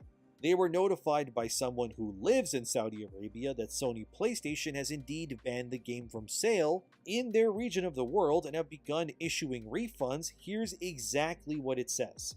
Thank you for your purchase. Unfortunately, we will no longer be offering this product in your country. The game is not playable, and any purchased in-game content is no longer accessible. As a result, we have refunded the price of the title and any content you purchased on the PS Store for this title back to your original payment method. And then they just tell you know the whole refund thing and then apologies for all the inconvenience. And then Minimal Effort Gaming went further on this, and they went and made a Saudi PSN account and then went into the online store just to confirm if this was actually true. And yeah, as you can see here on screen, the game is listed as not purchasable within that region whatsoever. So if people really now try to lie huh? to you and say, hey, the game was not The bro really made an account for that. Wow. banned or its gay stuff has not affected its sale in Saudi Arabia, well, that is untrue, and in reality, the game is 100% banned now. Like I've said many times, this entire situation is just moronic, and everything could have been easily avoided had Warhorse just not bend the knee like this. But claiming that you weren't forced to add stuff when your parent company says actually it's mandatory that you include these elements, and now investors who are both following and are followed by people within that side of the game sphere, which adds to the legitimacy of their claims, start stating that they specifically pushed Warhorse in investment meetings to add gay romance to appease to the so-called modern audience. There's no point in denying this now. It is a Now Taxes is getting the TurboTax app and filing your taxes yourself 100% free if you didn't file with us last year. Now this is taxes. File free in the app. A giant unfortunate situation. I think out of morals, people will probably boycott the game to some degree. But again, I don't think that the game will fail either way. I do think that this game particularly is too big to fail per se. Even though, yes, it has fallen further down the charts, but again, we're getting closer to launch, and once those reviews go live, and if they are positive, which I do expect them to be, there will probably be a surge in sales. But all of this is just pointless, and it could have been avoided, or maybe it couldn't have. Because ultimately, Embracer would have forced Warhorse either way, so in the end, their hands were probably tied no matter what.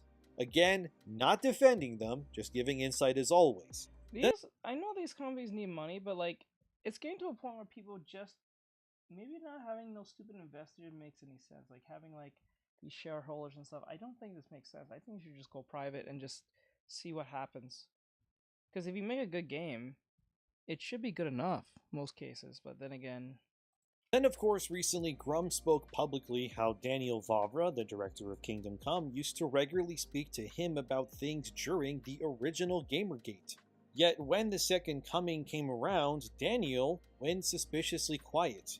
Here's the thing, guys. Daniel Vavra was a big supporter of Gamergate. He did believe in it and championed the cause because he knew that what they were fighting for, which despite the journalists telling you that it's all a harassment campaign, it's actually always been what it's been, a battle for the ethics of video games as a whole. To keep games accountable, and to ensure that the industry does not become run amok with the same poison that killed other industries like comics. Because that's where games could have gone had Gamergate 2 not risen up from the ashes like they did last year. Games could have become a hellscape. Sure, it is in some ways a little hellish still, but comparing now to then is completely different. There is a seismic shift, and seeing Daniel Vavra become quiet on the matter, well, it is disappointing. But remember that when he was vocal about Gamergate and supporting it, his company wasn't owned by Embracer, technically yet. He was in a sense free from the corporate side of the equation, but now he isn't. And he's also beholden to people demanding things from him that obviously give money for his projects, like investors and of course other executives. While I am not saying, nor have I ever said, that Kingdom Come 2 will be a bad game, far from it, the truth is that yes, there is DEI in it. And denying that point is pointless, but we have to keep the ethics of games to a standard, even if it's games that at first seem like they are championing the things that we love. It does complicate things, but also it keeps it interesting, so always ask questions and never take things at face value, fellas, ever. Now, let's move on to this other story. So there's this game coming out called Code Violet, and it's being attacked because the devs refuse to release the game on PC because they don't want PC players to mod the game and sexualize the characters within it. I wish I was kidding, but it's... Are you kidding me? Dude, you don't have to make a game that has sexual characters for them to sexualize it. Have you seen Rule 34 stuff? Have you heard of Rule 34? Like you can virtually find a Rule 34 for virtually any IP. It is disgusting and crazy. From Cartoon Network shows to even PBS shows to anime. It is wild and insane, bro. So you stopping that is not going to solve the problem. That's not going to solve the problem. True, here's what the dev said on Twitter. For those asking us about a PC version of Code Violet, the reason we are not bringing it to PC is we do not want anyone modding vulgar versions of the main character as well as other characters in the game. We hold our voice actresses and actors with high regard as well as our artistic vision for the game and story, and reject any form of destroying that with sexual mods, making a joke out of our art and possibly tarnishing the reputation of our voice actresses and actors is not worth the extra money we can make. God damn, dude, that's a hell of a stance to take, I guess, but if you ask me, it's a stupid one in the long run, and let me tell you why. Because this will not make PlayStation players want to support you more or something. I mean, it could, but unfortunately, this dev studio that's called Team Kill, unironically, had their last game Quantum Error come out to really abysmal reviews. I mean, look at these ratings from critics and fans alike. It was panned universally. Now look, I haven't played Quantum Error myself, but looking at Code Violet here, it looks janky as hell to me. It looks like it could be okay at best, maybe? But I don't really expect this game to be some breakthrough hit or anything based on the dev studio's pedigree. However, I do think the situation is, yet again, developers not realizing how to market their games or read the room these days at all, because this will just make people boycott your game out of principle alone. And if your games ever do come to other platforms like PC, people will definitely boycott it for sure to just make a statement out of you. And then if it does come to PC eventually, it will just mean that the PlayStation fanbase clearly didn't support you guys enough either. So you're kinda selling out and losing sales, but also losing player trust too.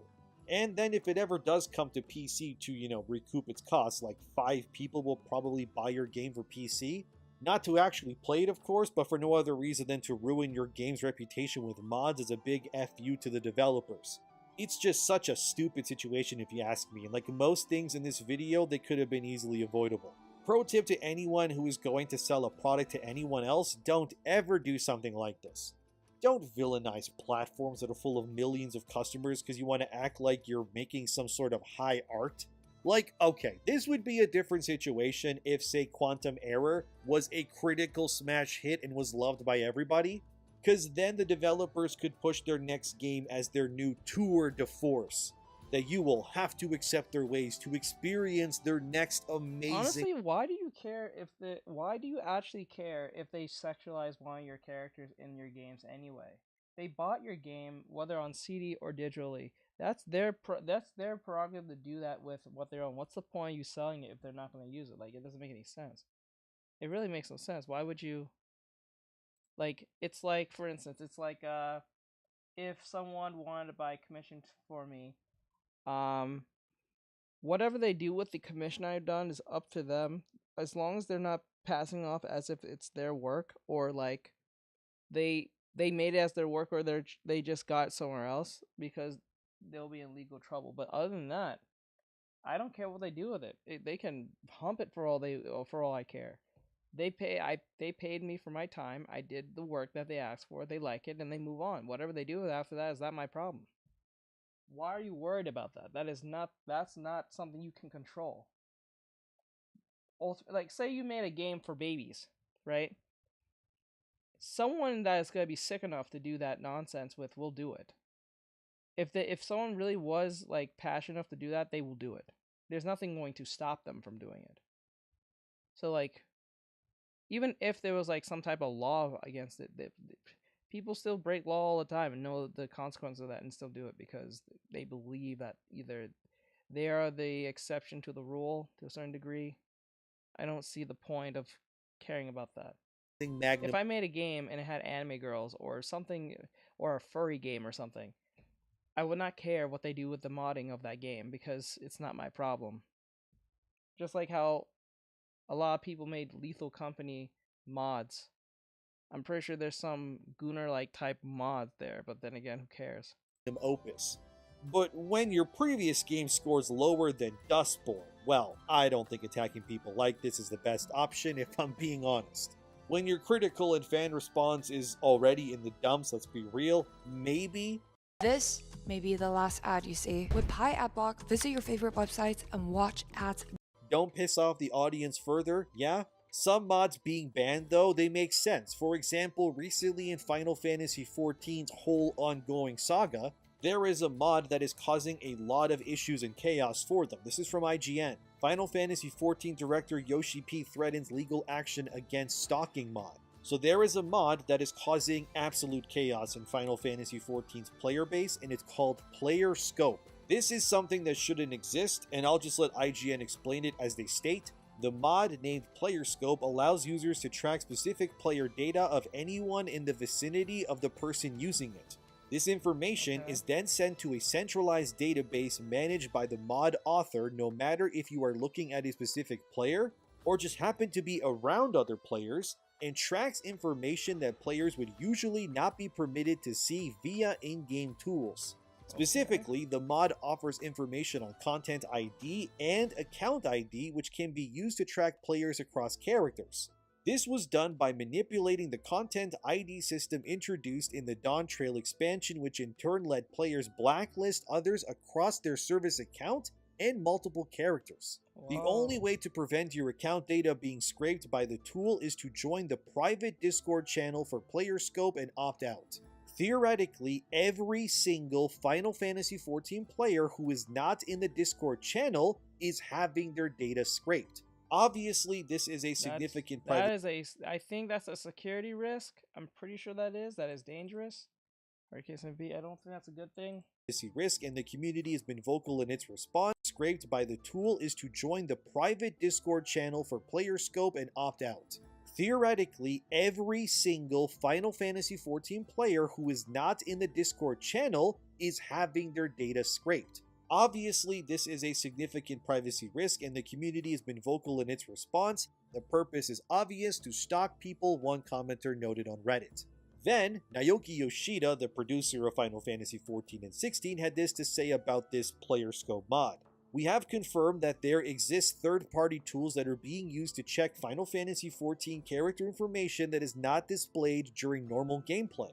The tool is being used to display a segment of a Final Fantasy XIV character's internal account ID, which is then used in an attempt to further correlate information on other characters on the same Final Fantasy XIV service account. The development and operations teams are aware of the situation and the concerns being raised by the community and are discussing the following options: requesting that the tool in question be removed and deleted and pursuing legal action. Aside from character information that can be checked in-game and on the lodestone, we have received concerns that personal information registered on a user's Square Enix account, such as address and payment information, could also be exposed with this tool. Please rest assured that it is not possible to access this information using these third-party tools. We strive to offer and maintain a safe environment for our players, which is why we ask everyone to refrain from using third-party tools. We also ask that players do not share information about third-party tools, such as details about their installation methods, or take any other actions to assist in their dissemination. The use of third-party tools is prohibited by the Final Fantasy XIV agreement, yada yada yada. So yeah, this is a mod where I would say that it is absolutely crossing the boundary of what should be considered okay in a video game. Like, this is a legitimate threat to player safety, as it can eventually be used, or even has been, I guess, to find out people's personal information, or like where they live and stuff. Now, asking your players to not use this tool and pursuing legal action, yeah, I think we can agree that it's probably justified. Because this is not something people should be upset about or wanting to boycott a game over, because this is not the company's fault. There's just some players who are clearly toxic and want to stalk people for whatever reason. Maybe they feel wronged or they're crazy, I have no idea. But comparing this to the Code Violet situation, where they just don't want sexy mods to maintain their artistic integrity, which, let's be real, your games don't review well, so you probably shouldn't be doing that in the first place, is at opposite ends of the spectrum here. The Final Fantasy player scope situation breaches trust and goes into that shady player safety shadowy area, where yeah, this should probably not be allowed to run amok like this, but refusing the entire PC platform because you don't want to see your main character or whatever in like a swimsuit, you do know that people can still crack the game on PlayStation and then pull it to a PC. I'm pretty sure that's possible. I'm pretty sure that is actually possible. You might get in some weird trouble, but I'm pretty sure that is possible. People have probably done it before, I'm pretty sure. And then just make mods out of your characters to spite you, right? And by the way, I would almost guarantee this is what ends up happening when the game releases either way, despite what they want to happen. There's nothing that they can do to make that not be a thing, and they're pretty much emboldening the mod community to just troll the hell out of them in defense now. But that's where we're at. Kingdom Come is being caught in another web of lies that will do them no favors, and then this Code Violet game has a dev team thinking that they're out here making the next epic, so they don't want it to be tarnished. Alright, I guess we'll see what happens. But you ask me, I don't see a smooth, happy launch when that game arrives. Oh well, thank you for watching as always, subscribe, let me know what you think, and I'll see you soon. It's 2031. Okay, there you go. So that's DBN with that. Thank you for that. Like, share, phone, comment. If you like what you see, please give a follow. Now we're going to the next one. So this is from Clownfish TV. It says Japanese Assassin's Creed Shadow. Japanese Assassin's Creed Shadows critics silence. More Ubisoft layoffs. Sparkle. Hey guys, welcome back to Clownfish TV. This is Neon. I am here with Kiki. Like, share, follow, and comment. If you like the video, go and watch it now. Yeah. Sparkles. Hello. And unsurprised, guys, unsurprised. Ubisoft is laying off a bunch of people. They're closing its UK studio. Shocker. They're not doing very well. We're going to talk about that and what the future might hold for Ubisoft. Yeah, it's not good. We're going to talk about that, and we're going to talk about this YouTube creator who got censored criticizing Assassin's Creed. This one, I was like, what?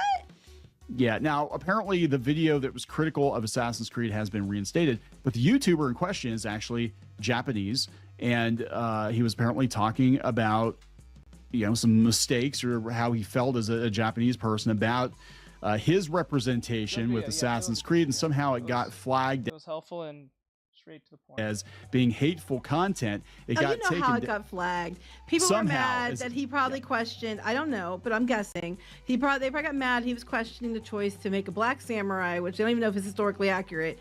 And he probably, and from my understanding, people said that whatever he said, it was very respectful.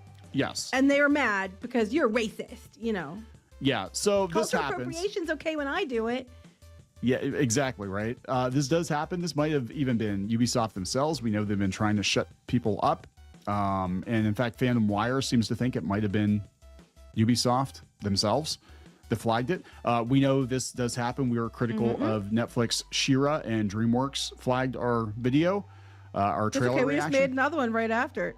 Yeah, we made another one right after it. And they knew that they weren't going to win. but they flagged it just to take it out of play for a week or two. Yeah, but other people who reacted to the video, like the clips more than we did, and actually had more of the content up, but liked it, were allowed to stay up. It was just ours because we had comments. So we're gonna talk about this, and then we're gonna talk about Ubisoft's financial situation. And look, even if this game winds up being good, and of course the same journos that said, so many other games were good, Star Wars Outlaws and Dragon Age: The Veilguard, and all these games were amazing games. Are also saying this one is amazing. It's just the bestest game ever, guys. It's got the bestest parkour ever and the bestest representation. And even if it winds up doing well, this company, in the eyes of gamers, it's toast. I think they're toast. So let's talk about this before we get into anything further. Please subscribe for more pop culture news, views, and rants, guys. You will get a woohoo if you do. Woohoo! Go out to clownfishminus.com. Check out the reef. Check out the merch. We got shirts and hats and boots and pants and boots and pants. Now, we don't have boots or pants, but we have shirts and hats and pins. Check those out. And also go, if you want to support us here, you can support us via membership here in locals as well. Let's talk about this. So tell you what, let's talk about the studio closure first. Okay. And just paint a picture of how desperate Ubisoft really is at this point. So this has come from Eurogamer. Ubisoft announces studio closure as it lays off 185 staff. So this is Leamington, UK, I guess, closed as targeted restructuring hits other teams. This is a daily occurrence now, isn't it? Every one of these AAA studios. It's like just yesterday we talked about Bandai Namco owned studio getting gutted. And now we got this going on. Ubisoft is set to close the UK studio as it sheds 185 jobs across the business. A small number of staff will be retained under remote contracts. Okay, additionally, so some people get to stay. Some people, yes. Additionally, Ubisoft offices in Dusseldorf, Stockholm, and Newcastle-based Ubisoft Reflections will be downsized. Oh. This is not good. This is not good. Yeah, as part of our ongoing efforts to prioritize projects and reduce costs that ensure long-term stability at Ubisoft, we have announced targeted restructurings at Dusseldorf, Stockholm, and Ubisoft Reflections, and the permanent closure of the UK office in Leamington. Unfortunately, this is going to impact 185 employees overall. Remember when they were all like going on strike? Mm-hmm. You're not really in a position right now to negotiate for anything, dudes. They said under its heyday, under its previous ownership by Activision, the Leamington studio was known for the DJ Hero games, Guitar Hero, Call of Duty franchises. As the teams have been downsized, Ubisoft Dusseldorf is best known for developing Anno and the Settlers, while Ubisoft Stockholm did the Avatar game, which was a huge failure too. Weirdly enough, I thought that game would actually do well, and the kids were playing it, and they thought it was pretty okay, but it did not do very well. Ubisoft's latest layoffs come as the company continues to try to cut costs after, at least they're admitting it, after a string of disappointing game launches, including the failure of big budget bet Star Wars Outlaws, the shutdown of live service shooter X Defiant, and repeated delays to Assassin's Creed Shadows. That's not good. No, but it's not surprising at all. So they think they're basically closing down underperforming divisions to get it ready to sell or merge or something, is my understanding. Probably. They said they're kicking off a bid to maximize value creation. Basically, whoever's going to buy us, they don't want the UK office. Actually, whoever's going to buy them, they probably just want the IP. They probably just like, yeah, we'll just give us the rights to make Assassin's Creed games, and China will make it better than anything you guys are doing. They're probably just trying to streamline everything so that you have some of the overhead gone, so it makes it more attractive to a buyer. Curbside appeal. This happens. Actually, one company I worked for, the manager was brought in specifically to flip the company. Now, it didn't work out very well for them because the economy took a crap, but they had a 5-year plan. It was like, we're going to trim this and do this and do this. It took more like 10 years. But it took like 10 years. They finally sold the company, but it took like 10 years. But yeah, they had a plan. They basically came in, and it was their job to shut down things that did not perform, to basically get prepped for a potential buyer, and they had buyers in mind. This is what's going to get us the most money. So they're definitely going to sell or something. right? They're just trying to get as much money out of Tencent probably as possible, or the Saudis apparently are interested, but it can't be worse than this. I mean, this is just a freaking disaster. I mean, look at this. Look at this. How do you? It's not good.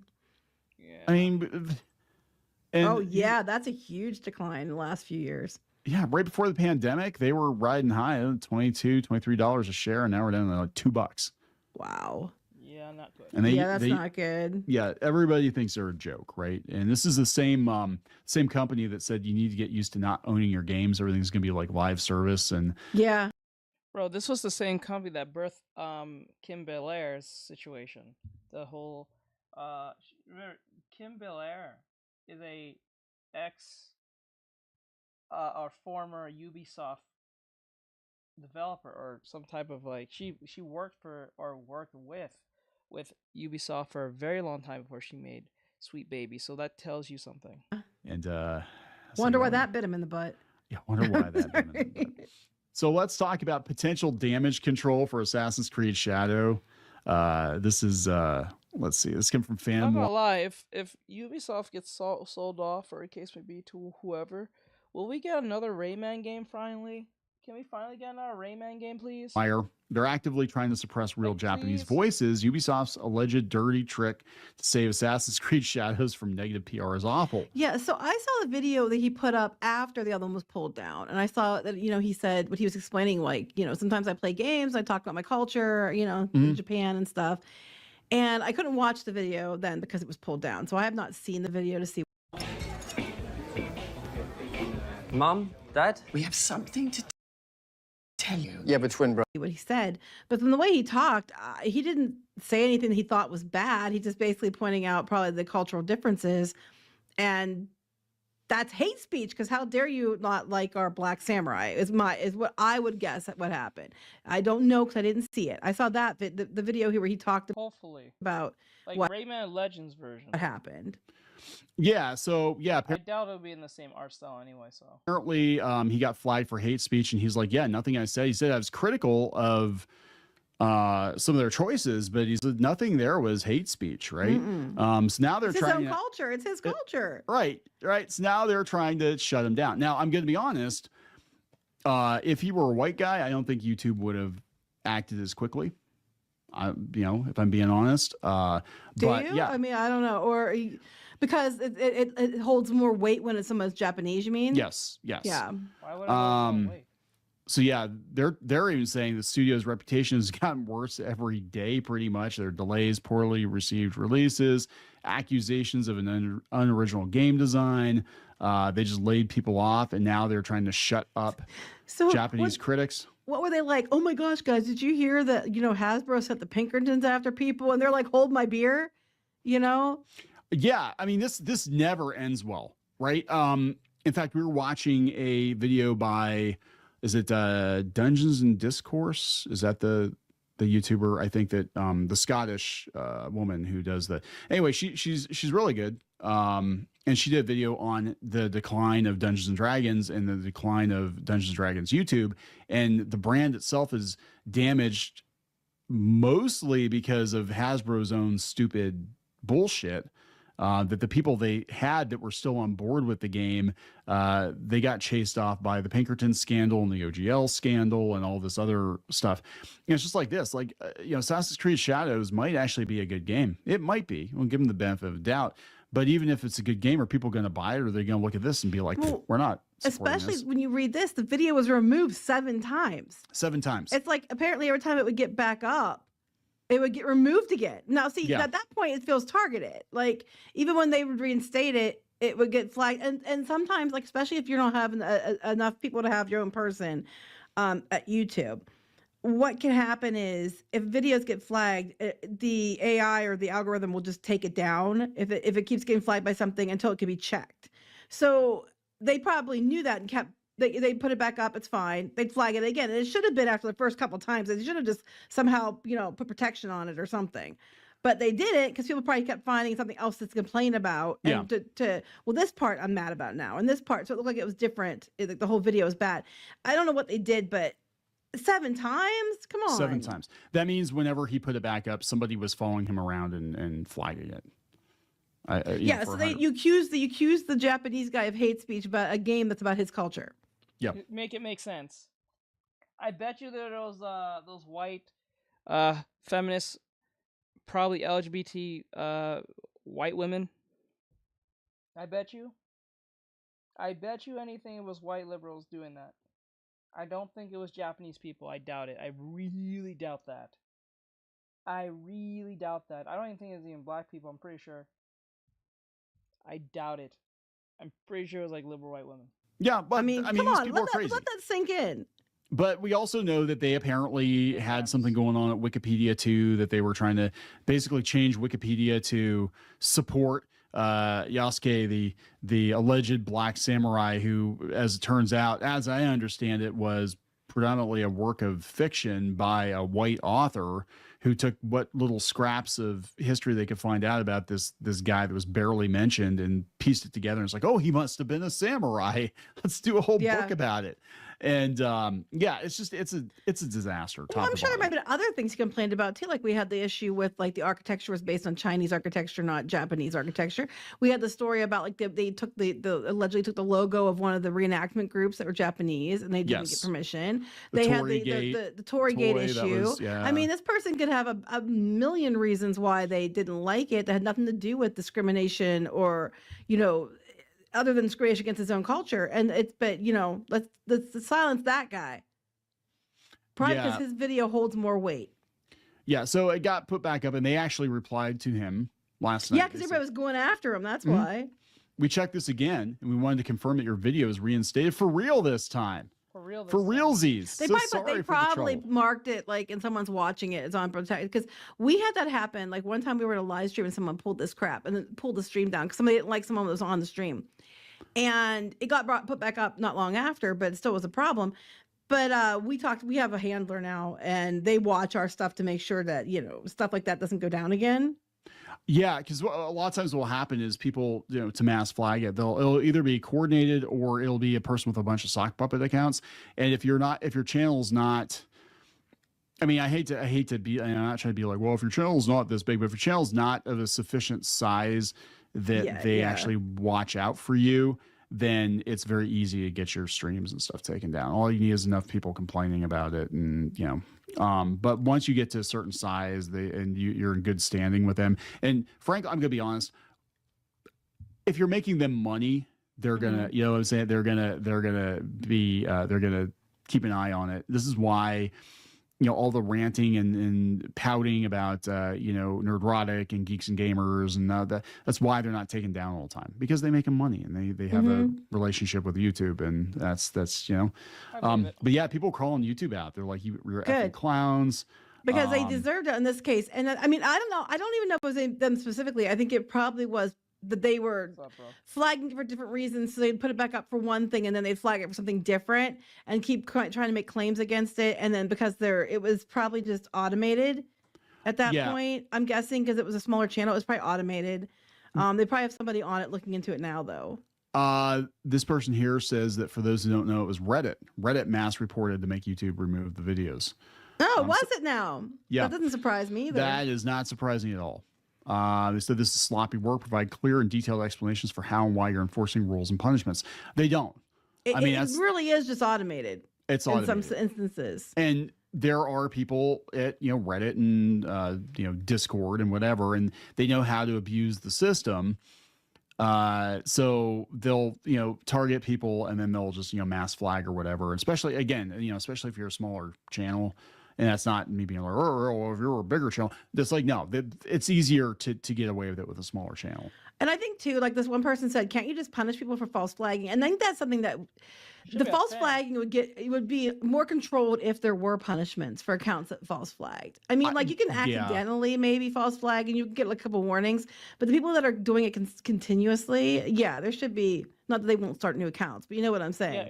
Yeah, if there was punishment. There must be like a history. Like if the AI can see a history of mass flagging on an account, whether it's a bot or a person, and they see a mass flagging history, and usually the mass flaggings are like very quick, very fast, like what is the pattern in these flaggings? Do they look legitimate? Do they look real? Um, is this account constantly having like mass flaggings, but it's never showing any? It's always getting like, oh, we don't see anything wrong with the term. The person that you flagged has not broken any terms and services. Like, if you keep getting a bunch of that, they should look into that and be like, you know what, you probably are just causing a lot of hell and abusing the system. You need to go, or your account will be terminated, or your IP address will be blocked, so you can't make another one. So fuck you. That's what they should do. Punishments in place for false flagging, there'd be a lot less of it. I would guess.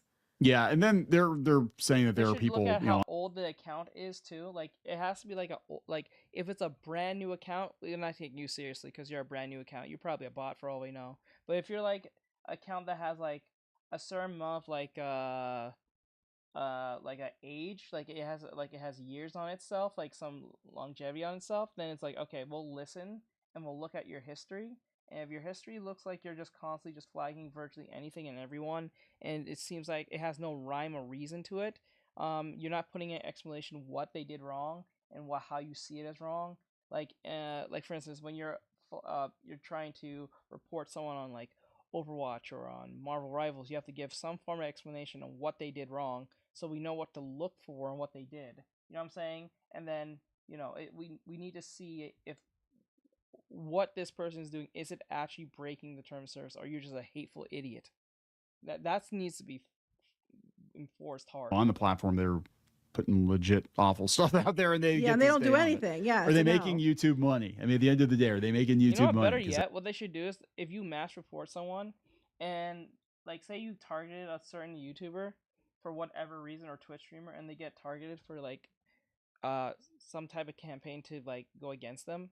If they didn't do anything wrong, they're not pushing anything crazy or anything like that, what should happen is the person should get punished, and that YouTuber should get even more push to be seen in the algorithm more, just to, you know what I'm saying?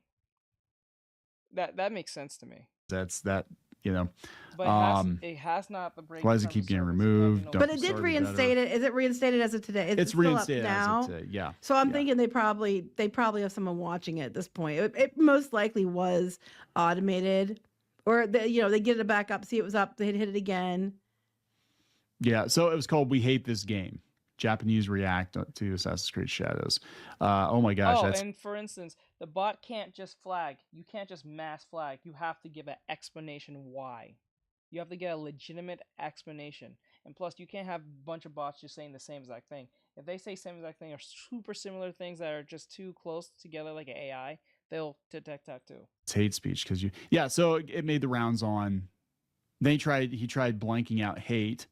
Actually, hate is an acceptable. You're allowed to put hate or whatever on your thumbnail and in your video title. That's not the problem. The problem is there were people on Reddit that were targeting him specifically because he was probably because he's a racist because he's pointing out the fact that the samurai is black and probably wouldn't have been. Yes, and they're.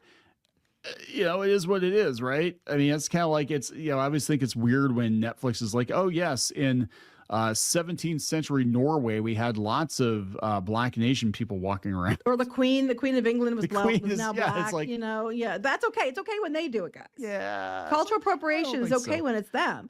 Look, I have no problem with people being different or whatever. And if they wanted to make that. We gotta stop constantly letting people know that shit is dumb. A point of the game, that's fine too. But the problem was they didn't lead into it like they could have made up a character and said, we're doing this game with this made-up character. What if this happened? But they didn't do that. And instead they say, this is Yasuke, and he was a black samurai. But you don't know that. And then when the Japanese... white man. And then when the Japanese people are telling you they have a problem with it, you could have changed some things, and you didn't. It's not even, I think, necessarily that the guy is black so much as it is that you're trying to claim that it's a historically accurate type situation. That it was, it happened. You don't know that. Yeah.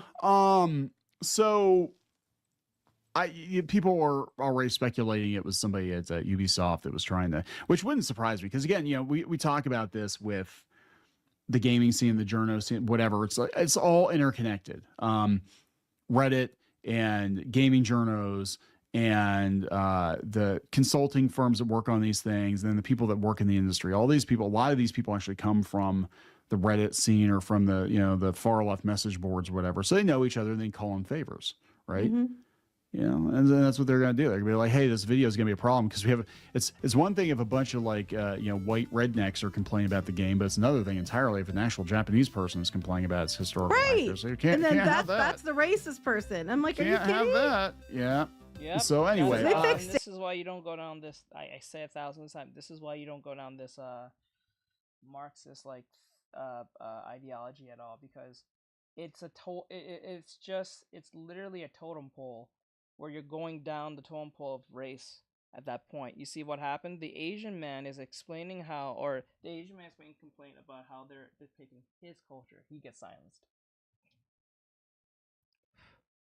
White guy does it, he gets silenced. Next it'll be South Asian, and then it'll be like, oh no,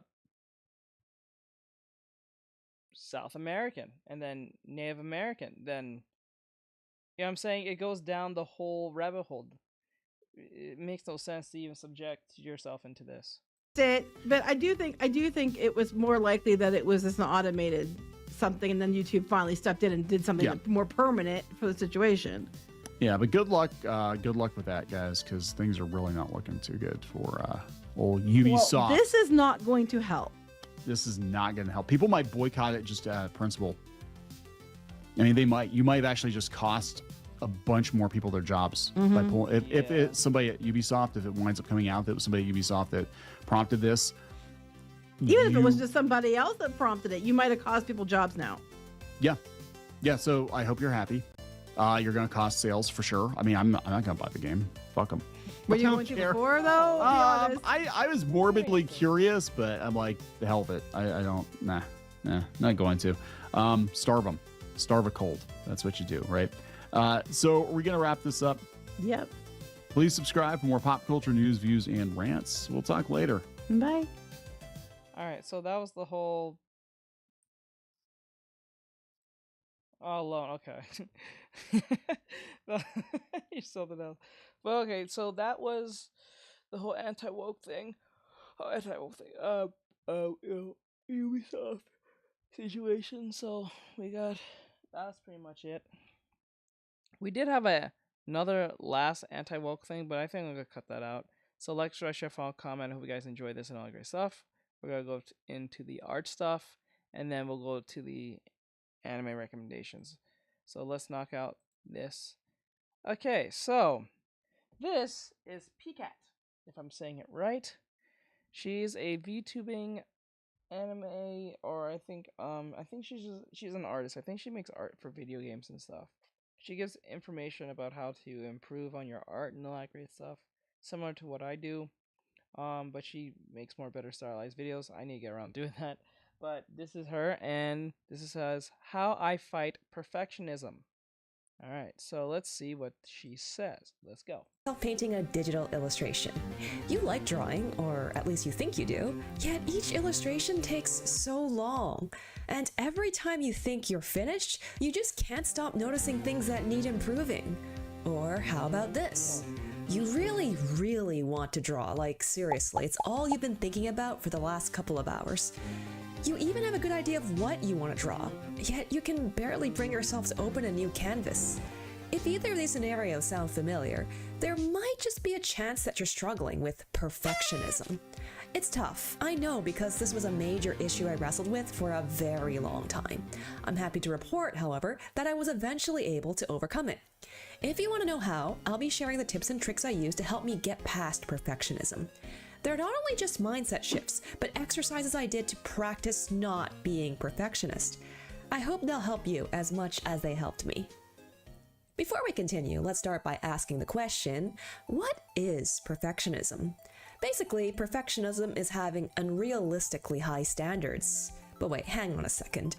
Isn't having high standards good? Won't high standards... It is good, but the problem is that it can lead down to a very dangerous path of things not getting done, procrastination, or either situations where you will go crazy. You'll eventually just go crazy, like absolutely go crazy. it can lead you down a path of hatred, self-hate, and a lot of things, hatred of others. Um, because like say for instance you posted something and that post didn't get a lot of love as you thought, but someone else with probably subpar art skills or even or higher, depending on what you considered low to you and or what case may be, gets a higher uh engagement run than you did, probably even for the same thing. Maybe it's like for a trend, and they drew it, and you drew the practically the same thing, like a draw this in your own style. Yours got like 5 likes, and the other one got like 50,000 or something. You're gonna be so pissed off because like it is what it is. So and then what's gonna happen? It's gonna lead to a situation where you might end up um despising and ridiculing everyone because they're not good enough, or you don't think they're good enough, or in case it be. It's a rigmarole of problems. It can lead to a lot of unwanted anger. Push you to grow and improve? That's true, but it's also not all good. If you take those high standards to an extreme, they can end up paralyzing you and preventing you from taking the action you want. Correct. It can stop you from doing the things you want to do. Correct. Moderation is key in all things. So I guess just stop having unrealistically high standards? That's easy to say, but how can you actually do it? Yeah, but that's the thing. It gets super subjective at that point. Like, it's subjective. What I consider perfectionism may be, or what I considered not that of a perfectionist situation could be perfectionist to my mods like Airy or Bean or Bribe. They might consider what I do as like super perfect, and I don't think it's that good. It's not perfect enough, and that to them is perfect, but to me it's not. So that's how that rabbit hole can go. So it's not just something you can just pinpoint just with everyone. It's something that's subjective amongst each other. I used to have this problem where I spend ages zoomed all the way in working on parts of the drawing that nobody would ever look at. Yep. So here's what I tried to stop doing that. First, I tried giving myself a time limit. The idea of this is similar to timed gesture drawing, where you do figure drawing with a time. Yep. And the thing is about this, this is why I think the musical sketching is a good thing, because it literally rips away that uh that behavior by just default, because you can't draw something and make it look perfect if you only have a couple of seconds to minutes. Like, you only have a few minutes, right? It will teach you and rip that perfectionism problem away. This is why I think it's a good way to learn to do gesture drawing, fast gesture drawing. And that's why it should be like a minute long, 2 minutes long, 3 minutes long at max, and then move on to the next drawing. That's what we do every time when we're doing them. So that's what I mean. Time limit. This forces you to focus on the most essential parts of the drawing. If you're the type of artist that can't stop noodling over tiny details that no one but you will ever see, this can be an effective exercise. What I did was just set a timer and went for it. This timer can be for as long as you like. It's just an exercise. In gesture drawing, it's anywhere from less than a minute to 30 minutes for a figure drawing. If you want to do a colored illustration, you can try an hour or 2 hours. If you have a time limit, you'll be forced to spend less time fixing individual pixels. And when you're done, you might actually be surprised by how good the results look, even when you don't fix those tiny details. Yep. Here's another thing I tried. I didn't let myself This is why I tell my students all the time, worry about the concept, don't worry about how it looks. Because remember, I never drawn an elephant before. This was my literal first time drawing an elephant. But because I placed my strengths and my concept of how I approach things onto said subject, it came out pretty decent for what it's supposed to be. Now, it's not the perfect elephant, but you can tell what you're looking at least. It's a coked out elephant. We all know it looks funny as hell. I get it. That's gotta be part of the video in the future. For the sound, you guys will see what that's about when I get it done. But the point is that I never drawn an elephant before, but because I was not intimidated by drawing an elephant, because I applied what I learned based on concept, nothing's gonna look good at the very beginning. Like, I would even show you guys the time lapse, but if I do that now, it's not going to look good. You guys won't be able to see it anyway in this video. So it was first, like, concept wise, let me see real quick. Okay, put it in here. So, like, I know some of you probably can't see it. It's probably too small. But, like, we started like this. It first started looking like this. That was the elephant at the very beginning, right? And then I whittled it down by going a little bit more further with it. And then I went more further with it. And then I cleaned it up. And then we went to this point. Oh, that's supposed to be in here. We got to this point, and then I said, okay, I feel confident enough to like trace this over with all the sketches I made. And then we came out with this. See what I'm saying? Like, you don't have to be perfect at the very beginning. Just start off as if you're starting off. Don't take it too seriously. Take your time, and then you can do it. But a lot of people try to be perfect at the beginning. They think they have to draw the drawing perfectly on the first try. That's not how that works. I know we've seen probably anime artists or animators draw things on the first try. But remember, that's thousands and thousands and tens of thousands of hours drawing the same character over and over and over and over and over and over and over and over and over and over again. So it comes to like a section to a like a it comes to a it comes to a general consensus that they can draw it in their sleep because they draw the same thing over and over. So like that's pretty much what that is. But a lot of people tend to get this thinking that we just born how to draw. That's very rare. I think for every millionth person, there's only like 2 that can do that. Zoom in beyond a certain limit. This was kind of tricky for me to pull off because I had already made a subconscious habit of zooming in and out all the time. So what I had to do was unbind or change the zoom hotkey. Okay, listen, it's not like zooming is bad, but I wanted to be zooming in more thoughtfully. Zooming is not bad.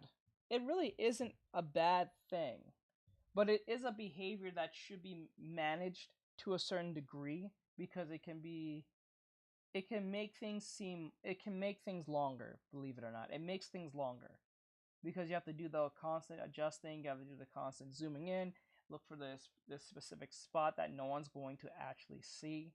You know what I'm saying?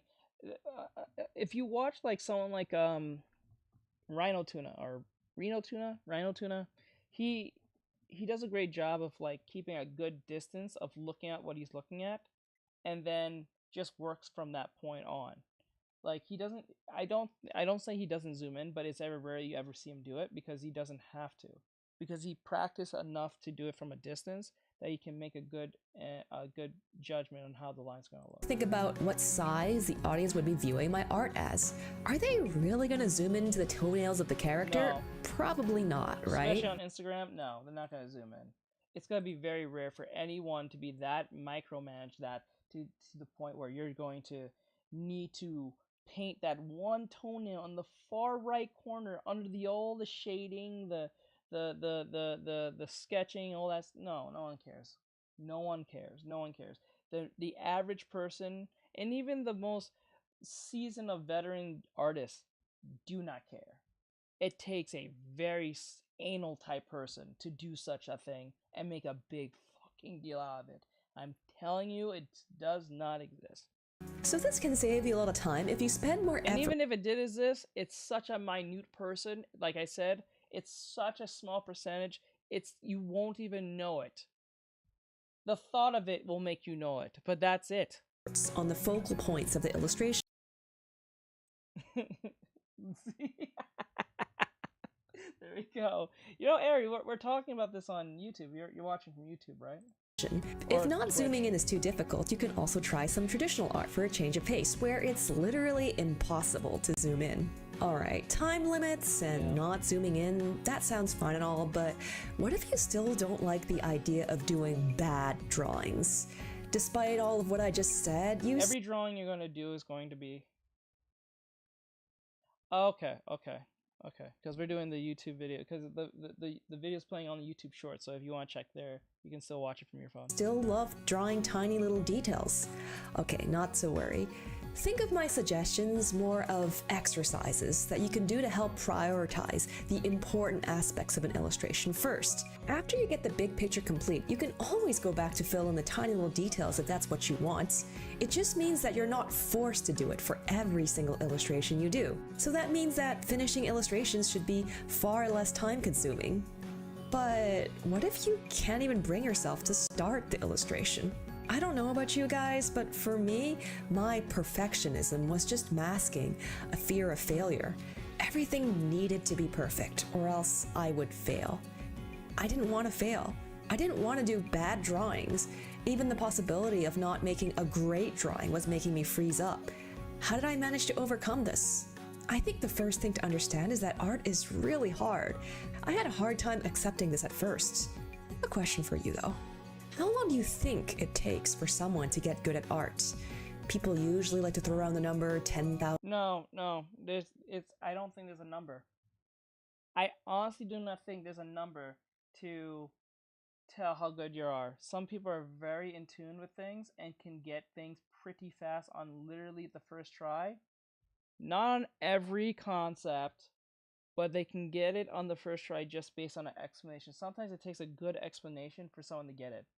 Sometimes they just got the wrong, sometimes you got the wrong YouTube video. Sometimes you got the wrong teacher. Sometimes you just got the wrong example. There's always, you're going to get that situation where you're not grasping it, and someone or something is going to give you that sense of like, oh, that oh moment. Like, you know what I'm saying? Like, you get what I'm saying? You're gonna get that moment one day.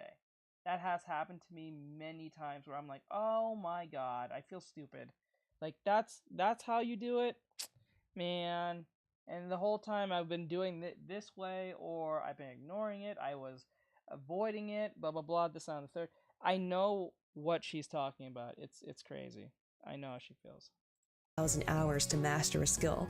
Personally, I think it takes. But then again, I don't think it takes 10,000 hours. It might, for some people, it might take 1,000. Like I said, when people ask me this question constantly, how long did it take you to get to this point? I'm like, it took me till I was 6. But then again, it might take you probably till you're probably 10. Say someone who's asking me this is 10.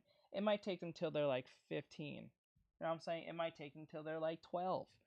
Everyone's brain is different, so what concepts you can pick up faster than I do and then apply them based on practice and simulation might be different for me compared to you. So like, this is why asking this question is almost redundant to ask, because everyone is different and everyone's brain is wired differently in one way or another, or similarly in certain situations and aspects, but you'll never have a one-to-one same experience to someone else. There's always going to be different from yours. So it's your job as the person who wants to improve to not take the time limit of, or the timeline of someone else to apply to your own, because what took them 10 years might take you 2 months. You know what I'm saying? Because okay, so let me put it this way. So like, if it took them 10 years, maybe it took them 10 years because they didn't look up that one YouTube video they know they should have looked up, like, I don't know, 5+ years ago, but they put it away because they thought that was good enough, or they didn't think it was important. And then when they watch that video, they're like, oh, crap, I could have learned this and applied this to my other works umpteen years ago. But some kid watched the same video that I ignored, and now they're getting just as much as views or more than me in such a short amount of time because they applied what, you know what I'm saying? Everyone is different. It's just, you know, sometimes it'll take a little longer. It does happen. And sometimes it may take super short. You'll be surprised. Everyone's different. It takes way longer than 10,000 hours to master art. Maybe 2, 3, or even 4 times that at least. Yep. How long have you been drawing for? Please remember to be patient with yourself when you're learning to draw. It's a long and hard process. You don't have to be perfect right away. Nope. For me, it was important to accept that I am still a work in progress. Failure is just a part of learning, and drawing badly is an expected part of the journey. And anyways, just because the drawing was... Sorry, when people say I'm a work in progress, it just sounds crazy. I'm not even gonna lie to you. I'm not even attacking her. It's just like whenever I hear people say that, I just left this talk. Bad, it doesn't mean that you wasted your time. You still learned something from it, and you were able to move towards your goal, even just a little, and that's something worth celebrating already. So trying to be patient with myself was one thing, but what did I actually do to help overcome this fear? So what I actually did was change the way I thought about the process of creating an illustration. Let me show you how to block this ad. First, you're gonna click on this video, then you're gonna download Pi. It's an ad blocker that's gonna— woman keeps popping on my screen. Let me explain what I mean by that. Previously, all my illustrations started before I even put pen to paper. What I mean, of course, is that all my drawings started with a grand idea. It was a fully fleshed out idea that looked so good in my head. But then that idea ended up putting pressure on me. What if I wasn't able to realize that idea? What if I somehow ruined it? So instead of doing that, I tried flipping the process on its head. Instead of starting with this grand idea and working towards it, instead I would just start drawing without having any plan at all. I would just see what happens. Yeah, that happens to me a lot. When we're doing like when I'm doing my fast sketches, when they ask me what I'm drawing, I'm usually just making a sketch till it turns into something. I'm not drawing it because I'm drawing it into something.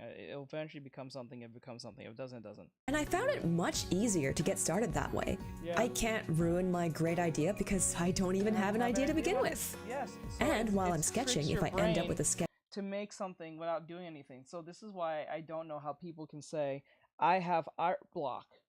There is no way you can have art block. And I have to do a YouTube video. I will do a YouTube video on this. I have to. There is no way you can have art block when you don't know how to draw a hand, when you don't know how to draw a car, you don't know how to draw an elephant, you don't know how to draw anything, but you're saying you have art block. For you to have art block, you must be very good at drawing virtually everything and anything.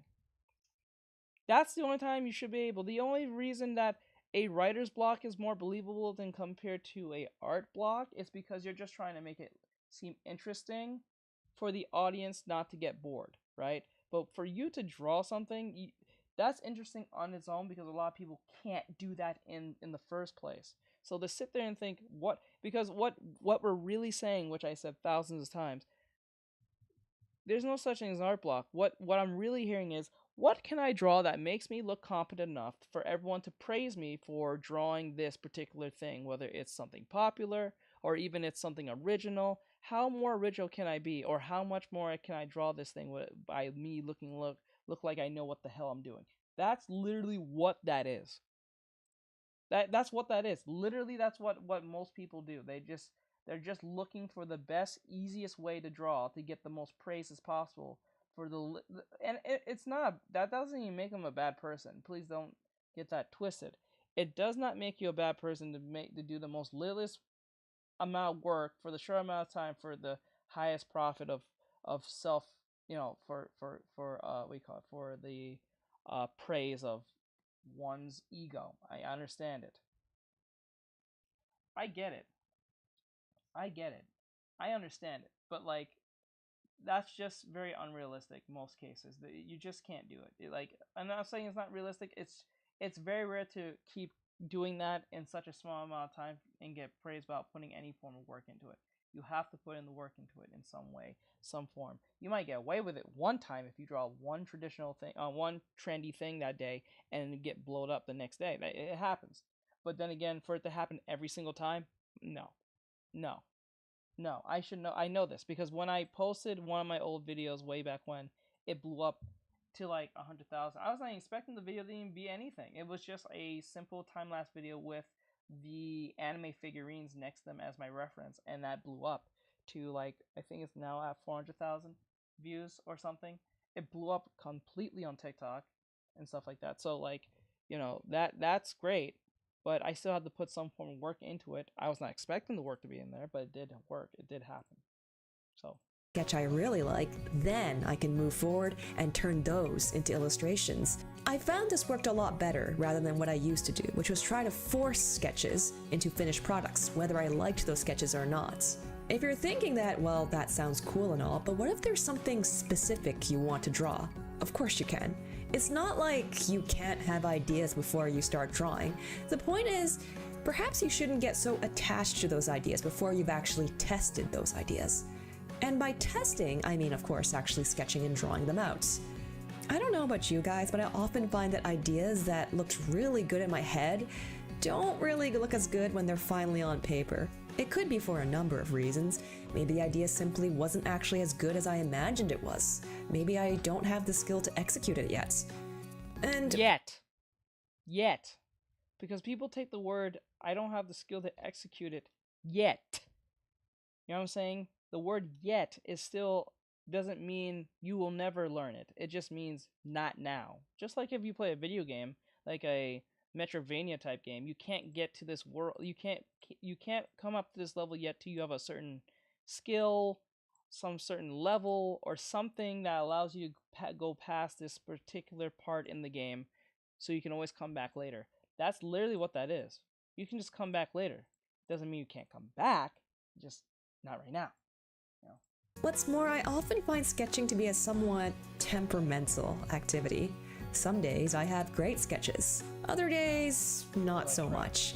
And dealing with this variance can be really annoying if there's a specific goal you're working towards. I find the process way less frustrating if I give space for the sketches to suck. But what if, say, you're taking commissions? What if there's a specific idea you have to execute? Then what? Well, in fact, doing multiple sketches and iterations to test a composition or design is a very normal part of a professional artist's process. Well, that's kind of like weird, because if someone's, I'm not saying her, but like based on that description, if someone's asking for a commission, 9 times out of 10 you should have a menu, right? Or have an idea what you can do. You don't take on commissions that you can't do, because that kind of defeats the purpose, right? You shouldn't take on artwork that you're not familiar with or you don't know how to do, because you're just going to look like crazy when it takes you forever, and then you get frustrated, and then you just put yourself in a hole where someone either paid you or or they paid you halfway, depending on how you did it, and then you're kind of looking like a moron saying you can't draw this, and you have to decline them and say you can't do it, and then they're going to be like, wow, that person doesn't, I'm never going to recommend them to anyone now. You just lost a client and potential opportunities. So for you to be in a situation where you're getting a commission of something you're not familiar with, that's really unlikely to do. You should not do that. You should take on things that you specialize in. So like if, say for instance, you're good at drawing dogs or kangaroos or whatever, or demons or monsters or weapons, if you're good at that, put that in the menu, but don't put in do backgrounds and 3D anthropology and all that stuff, and you never downloaded Blender or something, and you're putting that on your commission. Why are you doing this? You don't know what that is. You don't even know how long that might take, right? And then someone might ask you, can you do some type of 3D modeling for this giant dragon that I have for this game I'm working on? And then you would never even ever fired up Blender before. And then when you finally fire that thing up, you see all these different buttons and things. You don't know what they do. You have to look at a trailer. You have to look at a tutorial, and then figure out what the tutorial is trying to convey to you, and then you have to do the work, and then that might take hours, and I mean hours, and you're still learning at the same time alongside under the deadline. That's just madness. You're just doing crazy person work. So from that point on, you shouldn't do that. You should be like, okay, I get what's going on. Let me just post the stuff that I can do. If you're good at drawing one particular thing, put that on your menu, but don't put on things that you can't draw, because you just look crazy. Only crazy people, only villains and crazy people do that. Don't do that. Even if the general idea is set in stone, there are still tons of ways you could potentially execute that idea. Now that I've changed the way I think and draw, I found that I struggle a lot less with perfectionism, and I'm able to enjoy drawing so much more.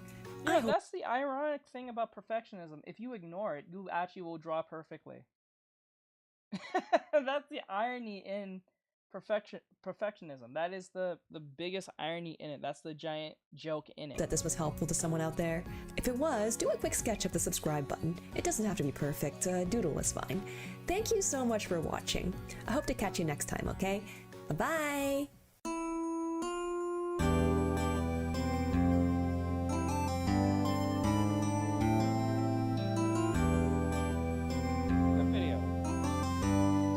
PCAT. I hope you guys enjoyed this. This was a fun video. I hope she doesn't mind me doing a reaction of her video. So we're going to be doing reactions on the art channel. This will be on the art channel and all that great stuff. Also, this video was also sponsored by Factor. So if you guys enjoy this video and all that great stuff, please follow along. And there is a QR code over my head right here. If you want to give it a try, go Factor. Eat some healthy foods. It comes to your door. It's kind of like HelloFresh if you have an idea how HelloFresh works. And if you do, we had 6 people, so the last 3 slots of people left, take my code, you get 50% off your purchase. So with that said, I hope you guys enjoy this. Thank you so much. Thank you, Factor, for sponsoring this video and all that great stuff.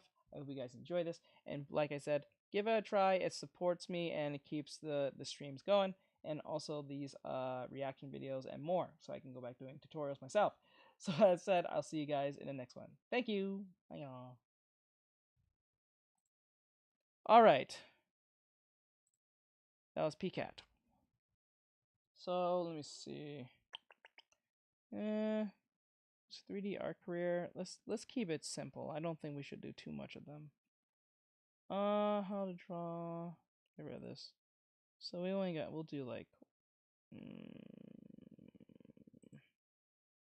Okay, let's do my color scheme. Not this one. This one.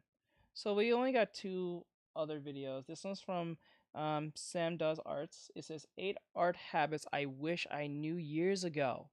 So for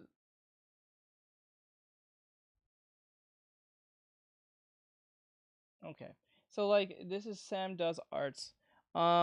So Sam here says 8 art habits I wish I knew years ago. Let's see what Sam has to say for those who are familiar with him. I'm actually subscribed to his Patreon to learn how to color better.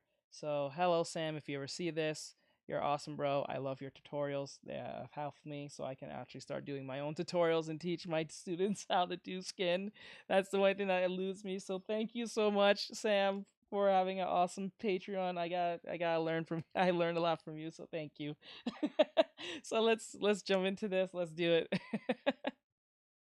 Oh, let me see. As a 30-year-old artist, I basically had 3 decades. Wait, what? Hi there, how you doing? Looking good today. So, as you guys know, as a 30-year-old artist, I basically... He's 31? Me and him are close to the same age? He's 31? What the hell? You don't look 31. What the fuck? I'm only 30. He's 31? God damn.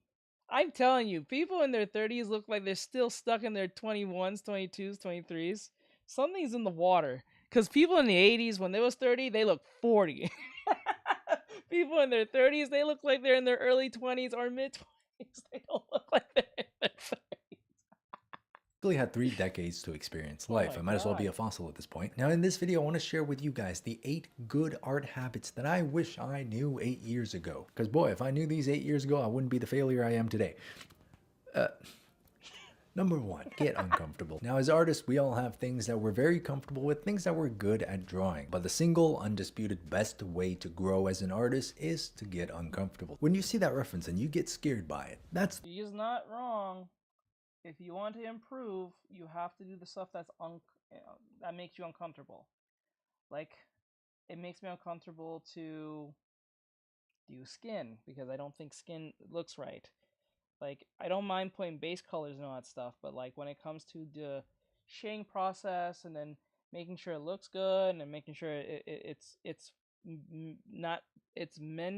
blending well with the overall tone of what I'm trying to do, the atmospheric tone and all that stuff, that scares me because it doesn't look like it's right and it looks weird, or the skin looks dead, blah blah blah. So yeah, it's weird. It's a weird thing. The one you want to draw. For me personally, I grew up for the most part just drawing things realistically until one day I decided to get really uncomfortable and start trying stylization, and that resulted in the He most. actually went the different route. He went to, like, I don't know. I thought, wow, that's kind of weird because like for me, I thought stylization was a lot more fun because like, or much more easier to do because, well, you're not really beholden of the rules of realism to that degree, because you can kind of like get away with it because, well, it's not like, it's not realistic, you know what I'm saying? But he started realistically. I didn't. I started like stylized, watching like anime cartoons, blah blah blah, I think that's what most kids end up doing. I don't think they went realistic like he did. That's actually interesting.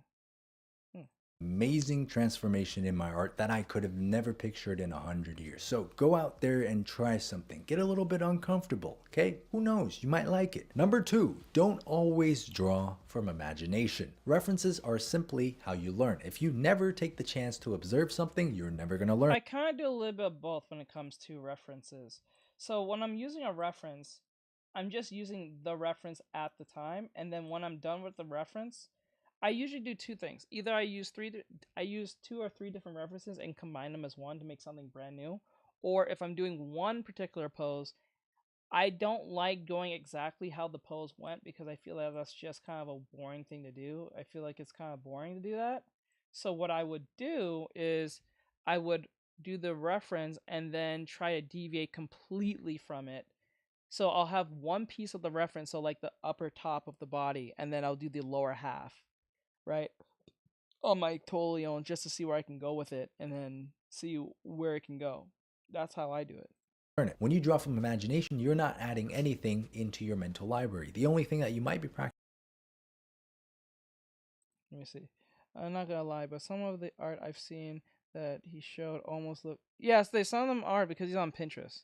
They're on Pinterest, but the art that he's done, he has drawn himself. Practicing is your hand-eye coordination. And I say this point from personal experience. Back in my high school days in the 1950s, I would always just draw my characters straight from imagination. And for like the longest time, I couldn't figure out why my characters were looking so weird. Why didn't I know how to draw a 3/4 face? Until one day I snapped out of it. I started looking at reference photos and I started to actually study how the face is built. And look at me now. Still trash, but a little bit less smelly. Number 3, learn from other artists. It doesn't matter what level you're at, there's always more to learn by observing the works of other people. When I first started doing stylized work, I was learning a lot from Ross Strauss, Glenn Keane, Aaron Blaze. Those are some of my idols, and even today, I'm still trying to learn from other artists. Just recently, I did a study on how Guwei's makes his pieces. And goodness lord, the way he puts those complex pieces together is just how he does it. I don't know how he does it, bro. So eye-opening to me, even to see at this stage in my career. So it doesn't matter what level you're at, there's always more to learn. Observe the works of other people, trace the works of other people, just don't pass it off as your own. Get art books, look for the artists in those art books and learn from them. Learn from the people that you look up to. Number 4 is being okay with imperfection. Listen, you are perfect just the way you are. Again, this is something that I've had to learn the hard way. I used to be the biggest perfectionist of my art. I think part of me still is. I'm still fighting that perfectionist to this day. I always want to make the rendering the most realistic and smooth that it can be, and sometimes I gotta take a step back and just tell myself, dude, it does not matter that much. Stop getting caught up on this tiny eyelash. On a more depressing note, this point is especially important now that everything is flooded with AI. You know, and AI takes like 2 seconds to make something that looks quote unquote perfect. So when you think about it like that, it takes a lot of the pressure off of you as an artist to make the perfect thing. Just make something that's your own. You gotta channel the spirit of Bob Ross. The joy comes from the happy little accidents in art. Number 5, and this is for all of you, I'm looking at you straight in the eyes, okay? Go back and learn your fundamentals. You wanna know why you can't draw this building? You wanna know why you can't draw the face at that angle? Well, it's because you don't know your perspective. If there's something in your work that's really bugging you, try to diagnose the issue. If you're trying to draw one of your OCs and the body keeps coming out weird, maybe it's time to study a little bit of anatomy. Just go back and brush up on it. There's never such a thing as too much practice of the fundamentals. And one thing that I've always noticed with a lot of young artists coming up today is that they might not have the strongest foundation in all the fundamentals because they weren't necessarily taught all of it. So if something bugs you in your work, try to diagnose it, go back and try to learn the fundamentals. You'll thank yourself. She said, wait, you said, right, home now. Okay, I gotcha. 5 years down the line when you're making absolute masterpieces. Lucky number 6. You gotta mix up your mediums, man. I know a lot of people these days who only draw on their iPad, okay? They do their full pieces there, they do their sketches there, they practice there, especially the kids nowadays, man. But don't limit yourself to that. Try something else. Why not go and pick up some physical paint, maybe some watercolors, see if you can mix the same colors that you do on Procreate. When I first started doing digital painting, I actually had a pretty easy time transitioning from traditional art that I used to do. And I feel like a big part of that is just because I knew how to paint with acrylic, with watercolor, with oil paints. You know, it ends up teaching you things like how yellow and blue come together to make green. See, this is what I said to students many times. I said this thousands of times. I would always respect the traditional artist more than not more, but like, I would give more, I don't know. I know probably Brian's. I know you give more respect to people who do like traditional still because they have to do everything at that point, like literally everything. There's no button they have to press, and I get that. And I always say, before you go on digital, learn traditional first. Learn some traditional. Not everything traditional. You can do a piece of paper and pencil, and that's fine. I think that's perfectly fine. I don't think you need to know every like acrylic painting and have a. They are messy, but like, well, they are. But like, what's great about that is that it'll teach you the.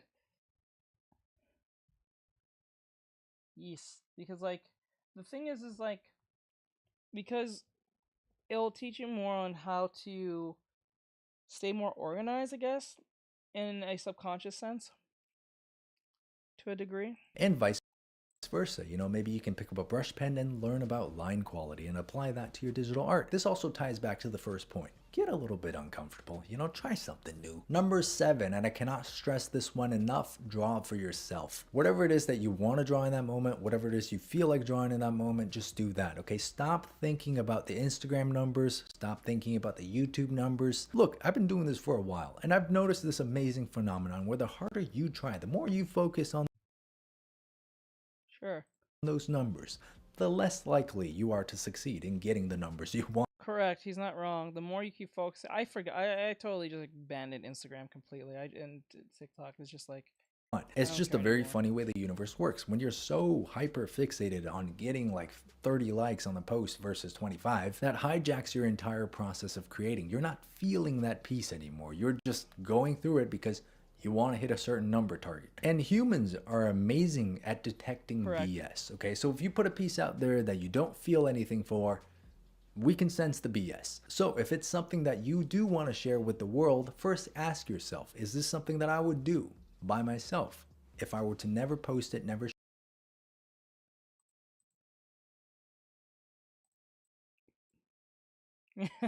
share it, would I be happy doing this? Number 8, last but not least, I know a lot of you guys are probably doing this already, but I know there's some of you out there who are not, and that is to keep a sketchbook. I've always advocated for keeping a sketchbook because it's a great space. It's a private space. It's like your own artistic diary where you can go and explore and learn, and no one's there to watch or judge you. And it's something that's so simple and easy to take with you everywhere you go. You don't have to charge it, and it gives you the best, most tactile drawing experience that you can ever have. Drawing with a pencil. He's the one, yes. That's the only reason why I subbed to him, because he had realistic, stylized coloring, so I'm trying to figure out. He did a whole tutorial just recently with skin, so I have to finish the rest of the video and then apply that. On a sketchbook, once I'm done, I'm jumping off that. It's better than drawing on this big Cintiq tablet, and this thing costs like what? 600 times the cost of a sketchbook. So go get yourself a little sketchbook. You know, every time you draw something, note down the date. And after years have passed, you can look back on it and think, wow, boy, I was trash. Anyways, guys, hopefully you enjoyed my list of good art habits that I wish I knew. If you have any other good ones to add, please leave them in the comments. I would love to learn from you guys as well. And if they're bad, I will judge you. So anyways, guys, as an apparently 30-year-old artist, I sincerely hope this video has helped pass on some knowledge to the younger generation. Like, if you like. Wait, whoa, go back. What the hell? What did I just say? I sincerely hope this video has helped pass on some knowledge to the younger generation. Like, if you like me. Subscribe if you want to see more art-related content, and I'll see you guys on the next video. I don't know. Oh, and by the way, I have a very long skin tutorial going up on my Patreon this month, and a hair tutorial going up. That's the one. That's the video. Next month. So if you guys have any trouble next month, drawing your OCs, go check out my Patreon and join the big Sam Does family. See ya. Hi there, how you doing? Looking good Alright. today. Shit. Alright, so that was Sam Does Arts. So like, share, follow, and comment, give him a follow, and all that great stuff. He's a great artist and he's a good teacher. I can vouch for that. But so with that said, I'll see you guys in the next one. If you guys enjoy this, please like, follow, share, follow, and comment, all that great stuff. And also, this video has been sponsored by, or this stream was sponsored by. Oh, okay. This stream has been stream will be a video. Has been sponsored by Factor 75. If you guys enjoy healthy foods and you like something like Hello Fresh but something different, try Factor 75, or Factor, I think it's known. The QR code's over my head, or the link in the description down there. You can go there. It helps me out and it helps the channel. We only have 6. We had 6 slots, but now 3 has been filled up. So we have 3 more slots left. So whoever is the last 3 people to use my code here will get 50% off their purchase, because my code will be baked in once you click it and then you use it and actually make a purchase. That'd be cool. I appreciate it.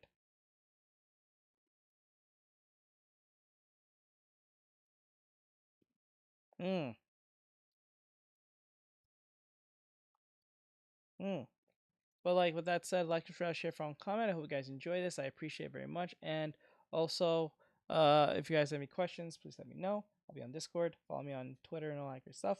And try out the Factor 75 or Factor. So with that said, I'll see you guys next one. Cool. All right. There we go. So,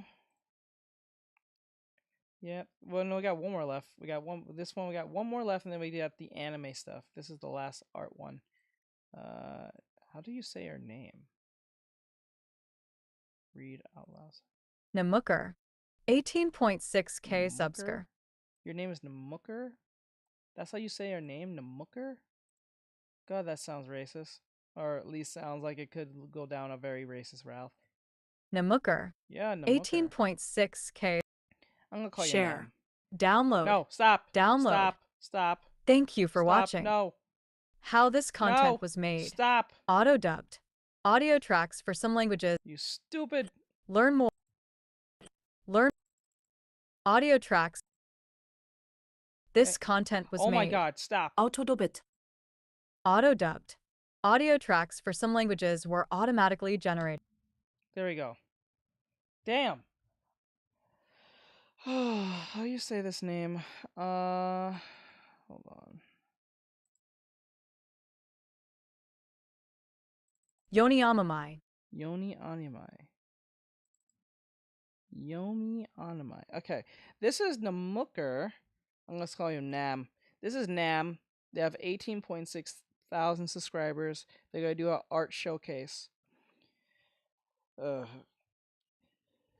He's doing a... No. This is an art showcase of how you say the name? Yoni Amamai Artist Yoni- Showcase. Yoni 18.6K subscribers. But Yoni Animai. Sorry, I'm saying it wrong if I am. So he's gonna do an art showcase and tell us what it is. For those of you who may have A while ago, put up a poll. seen Yoni's Animai's type artwork before in the past without even realizing it. And here we go. My YouTube community page, as well as my Patreon, on which artist I should look at next for my artist showcase, and you guys responded in kind. It was between Jun, the guy that draws sexy women eating food, Goo Eyes, the guy that also draws sexy women doing sexy things with a bit of an edge, and finally Yona Yamamai, the artist that draws absolutely beautiful work. Now, for the people that wanted me to look at the other artists, don't worry, I will look at them sooner than later, but for now you guys voted for Yona Yamamai, so that will be the artist I'll be looking at today. As an artist, I just be on the interweb looking at stuff, whether it's gaming stuff, politics, anime, but art is probably like 70% of what's on my feed. Well, maybe 20% actually, since AI has been literally everywhere. Damn you Pinterest and how you've fallen from grace. What was once a bastion of reference material is now nothing but an infestation of AI images, and it sucks because to the untrained eye, this could look like, well, really good art, but it's not. Watch Sam Does Art's video if you want to know how I feel about the situation. Anyway, I can recall that a lot of artists that I follow to this day have been found from the grapevine of the internet. And if you can't really guess from the title, Yona Yamamai was one of those artists. If you Google her name, you can find a multitude of wallpaper-worthy illustrations.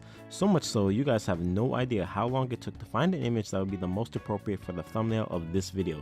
Quite honestly, I still don't think I'm satisfied with the thumbnail I chose. But by looking at a couple of her illustrations, you could just see and feel the amount of effort by looking at the details, the colors, and the compositions. And if you guys know me, you already know that I tend to not care that much for the anime art style unless there's a huge spin or a stylistic take on it. And yeah, I think she clears. If you're in the field of visual arts, you might hear someone say that you can't get that much movement or a sense of gesture if you just do close-up face shots. However, Yona Yamamai spits in the face of that and still delivers so much dynamicism even with close-up face shots. Whether it's using the hair to guide the viewer's eyes all over the illustration, using crazy detailed lighting, or even using an interesting color palette, she finds ways to make the illustration so fun to look at. I like this illustration in particular. The lighting as well as the color palette is Just to be clear, Gabby, if you asked me a question, it didn't come through. If you sent to me, you gotta go into YouTube Shorts and ask me the question because TikTok's a pussy. so crazy, but it's still so clear and readable. And as I said before, this is definitely desktop or phone background wallpaper worthy. And since she is an expert, she knows how to use a multitude of colors in a single piece without it looking to be very off, if you know what I mean. If you are a beginner, just have a set of warm earth tones like in this piece, and you can still come out with a pretty good illustration. For example, in this illustration, it has these yellowish green colors. However, to give this color palette a bit more variety, there will be hints of red like this flare and the lights in the background. Think of it like 80-20 or 90-10 when it comes to having a color that's near the opposite end of the color wheel. Hell, there are some illustrations in which she doesn't even use color but instead keeps a grayscale, and in those cases she'll zoom out and show the full figure. Yona Yamamai will even use the clothing as a means to make this illustration a whole lot more interesting, mixing straight lines with curved ones. Skill in anatomy also helps too by really stretching and twisting the figure, and let's not forget her foreshortening, especially on this calf. It's like the line art is dancing. Sort of like animation, actually. If you think her single illustrations are amazing, then you haven't seen anything yet. She also does animations. Guys, stop what you're doing and go to her Instagram. You'll see a few of her posts in which she does amazing animations. Now, I don't know if she has a team of skilled individuals or she does this all by herself. Either way, this is some incredible work. If you want to see a full anime music video with her animation style, look up Colors by Hiroyuki Sawano. In this video, she works as the character designer and the animation director. I mean, just look at it, it literally screams her style. And you already know that when Hiroyuki Sawano is the composer for any anime, whether it's good or bad, 9 times out of 10 the soundtrack will be amazing.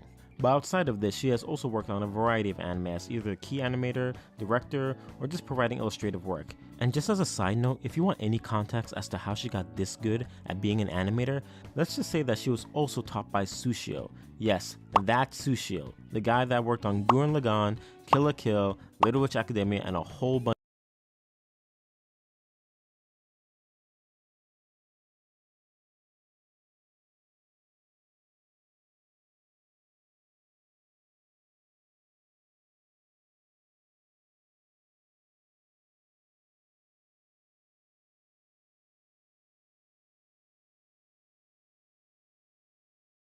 bunch of good stuff. With that being the case, if you guys haven't already followed her, yeah, I remember that. I mentioned this like a month ago about the whole Witch Academia thing and Kill la Kill being made on YouTube. You can look it up right now. It was a whole documentary. It was really fun to watch because like you'll learn how animators like make the anime. It's not long. It's like 3 videos and that's it. They're not even all that long. I think they're about like 50 minutes. I think to an hour each, but like it's not that long.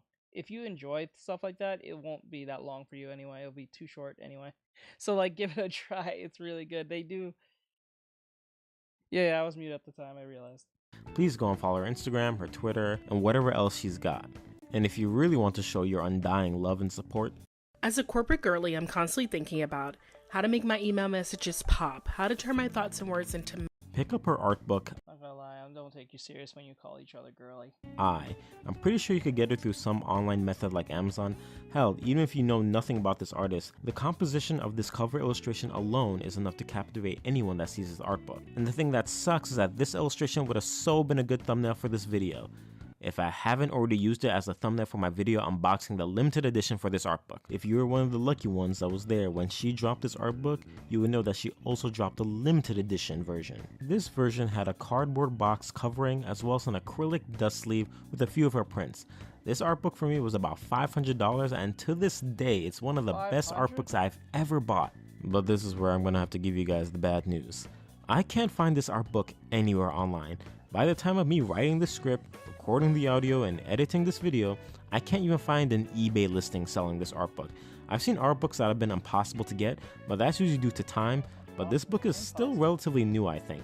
But hey, I guess that's what they call a limited edition. But if you don't care about the acrylic dust sleeve or the goodies inside, you can always get the basic art book, and you can find that on Amazon or literally anywhere you want to get it. And personally, I also think that the cover art in general is one of her best pieces ever. Well, it's between that and her cover for the Visions 2021 Illustrations art book. These are both 10 out of 10 illustrations. You can even find a video of her process on YouTube, and I just want to appreciate how you get the full process right from the beginning with her sketching all the way to the end with the final illustration. I feel that lately I don't see that often anymore. And yeah, if it wasn't already obvious, she's mainly a digital artist. I think you guys could already tell by just looking at her work, so if you like what you see, subscribe to her. And to me as well, and whatever social media outlet she has. And one final thing, you can find a documentary style video about her on YouTube, which goes over her artistic journey when she was a child, her getting to animation, and being a part of Studio Trigger and the whole 9 yards. I would really recommend that video if you want a deeper understanding of her and how far she has come. She is truly an artist that stands out from the rest.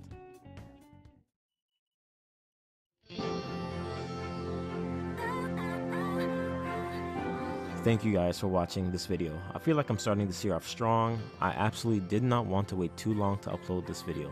I'm always told that I need to upload content if I want to see tangible growth on this channel, and I cannot get that if I'm uploading a video once every 2 months. Call it a New Year's resolution or whatever, I'm gonna try to hold myself to it. Another thing is the poll I made. I'm actually pretty glad to see that a lot of people had voted. I like to see the engagement. I also uploaded that poll on my Patreon. Again, in the future, once I get more followers, more traction on my Patreon, more, members, I'm probably gonna do exclusive polls in which like paid members or certain tiers could, participate in the polls, or maybe not. I don't know. I'm still reading the terrain. I'm still new at this game relatively, so yeah, I'm gonna do polls more often to see if I'm if you guys want to look at one artist over the other, and so on and so forth. Yeah, if you guys like the video, comments. I love the comments in the previous video of Do You Need to Be Japanese to Make Manga? The comments, I love them. Okay, you're yapping. Okay, with that said, like and share, follow, comment. This is Nakamura. Oh my god, that is such a dangerous way of saying it. Anyway, you should change that name.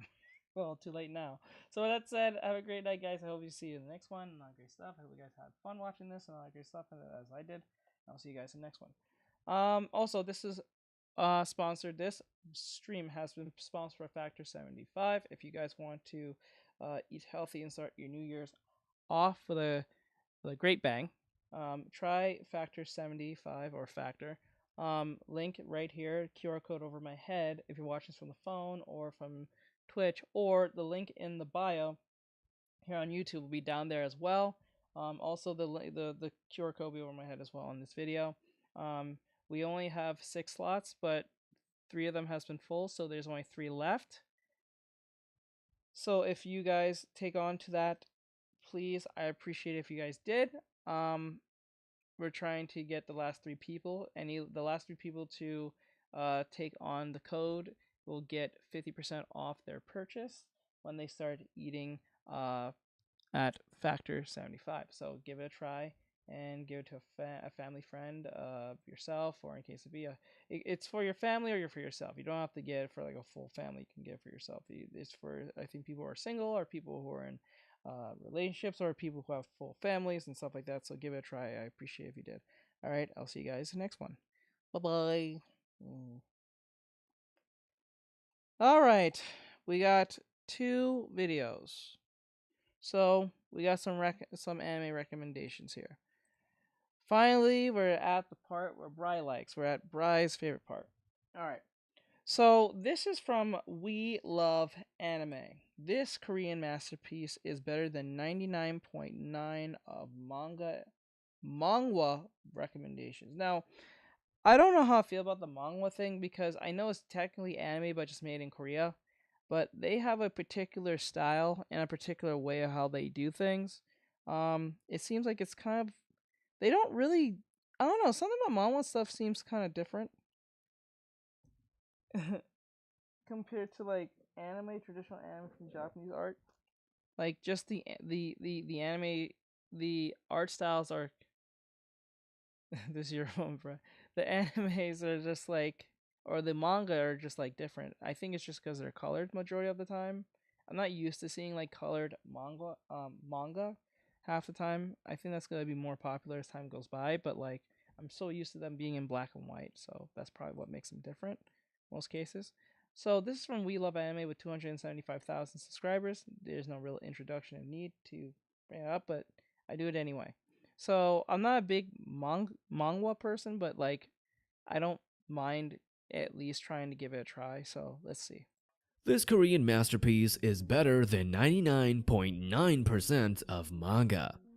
Alrighty, listen up otakus, I've got another must-read manhwa for you that's better than 99.9% of manga out there. In this video, I'm going to introduce you to a top manhwa recommendation that is truly a cut above the rest. This Korean masterpiece puts 99.9% of manga to shame. It's that good. And trust me, this is a manhwa that you're going to want to add to your reading list ASAP. Be sure to subscribe and like for more top 10 manhwa recommendations. I think what the problem with for me when it comes to manhwa like art styles, they feel very, I don't mean to say this in a disrespectful manner, but they come off very, based on what we're looking at here, it comes off very AI looking. I don't know if anyone felt that way too, but it just kind of feels kind of AI-ish. It has that AI feel to me. Like, they all look the same. You know what I'm saying? Like, if you put something like Fooly Cooly against something like, I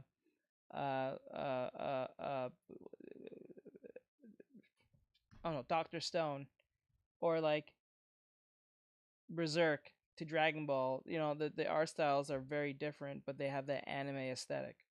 But with this, it has the anime aesthetic, but they all look exactly the same or super realistic for some odd reason.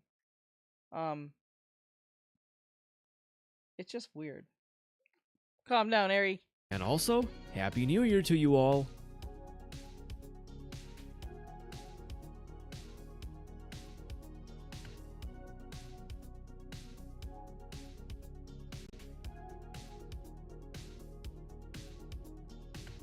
At 10, we have The Heavenly Demon Can't Live a Normal Life, the story of Jung Hyuk, a powerful demon overlord who gets reincarnated into the bumbling aristocrat, Roman. With his godly abilities, Roman is ready to shake up the entire continent of Salamander. But this manhwa isn't just about overpowered antics, it has an incredibly well-developed cast that you will love, even the side characters.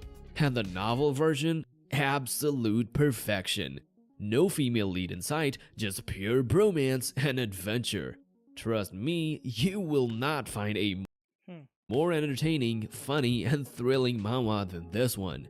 The story builds up Roman's personality and his band of loyal companions as they face bigger challenges.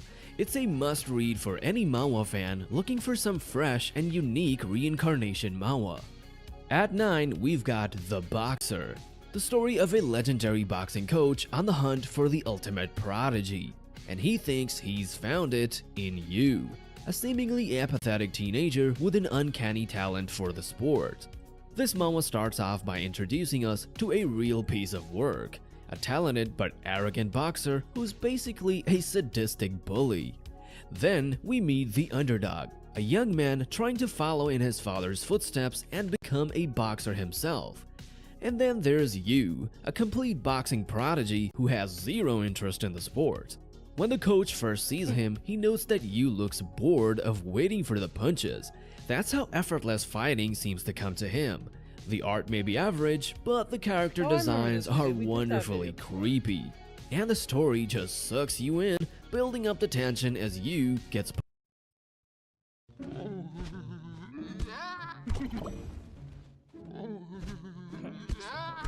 Pull deeper into the world of competitive boxing. Trust me, this is a manhwa you won't be able to put down. At number 8 on my list, we have Windbreaker, the story of Jay, the student council president of Sunny High, who also happens to be an absolute beast on a motorcycle. Wait. Oh, that's gonna cause so much. That's gonna cause a lot of confusion. That's gonna cause massive confusion on that name alone.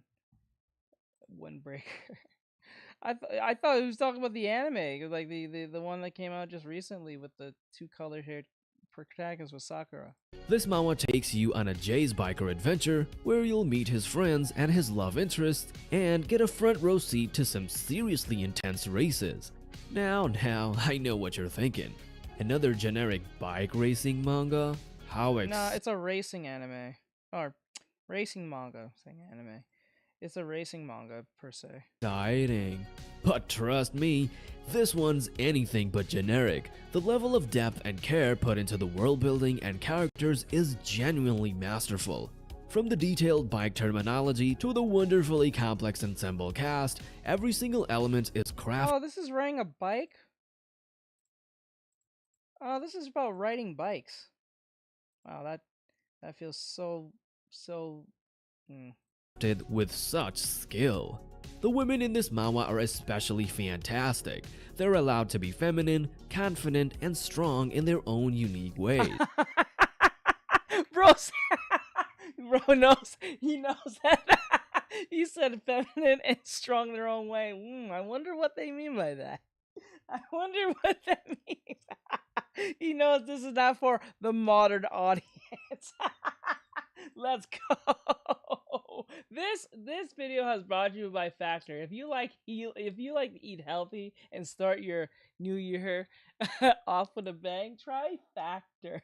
Factor is right over my head.